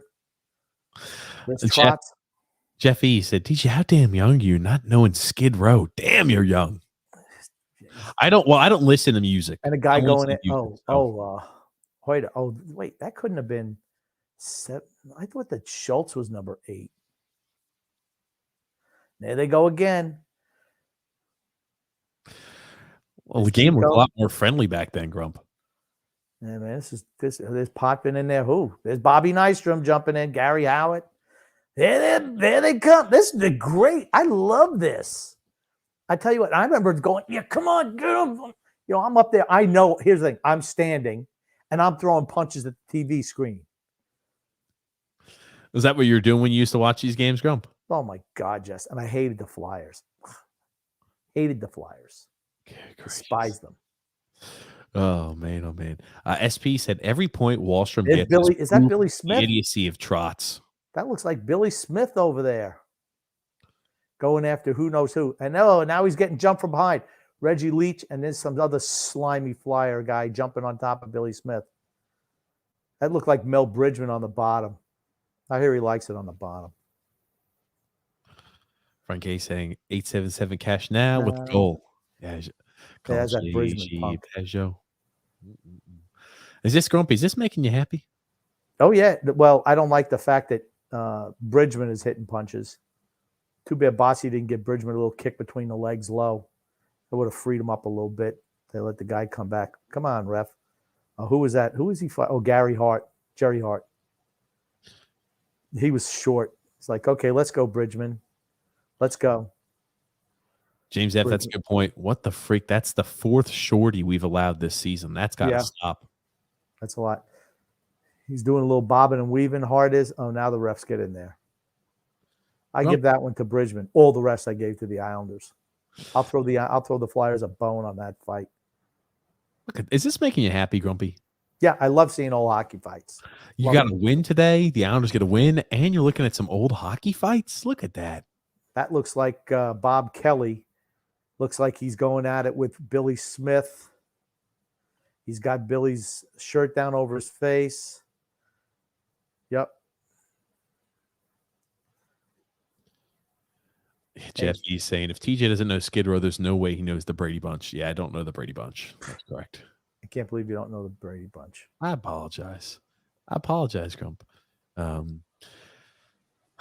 You about done with this, Grumpy? I could watch it all night long, but yes, I understand. Yes, we have to go. Okay, I just wanted to make sure. I didn't know if you wanted to keep watching. I think I'll go for a walk outside. Oh, you cut it. Well, JG said that was a great clip. Now I got to give John P credit. John P sent me that. John P, thanks for the clip. I do appreciate it. So we got some old hockey fights, Grumpy. Okay, you want to? I think I'll go for a walk outside now. The summer sun is calling my name. Yeah, that's good. So I'm going to have all the lyrics and I'll sing it.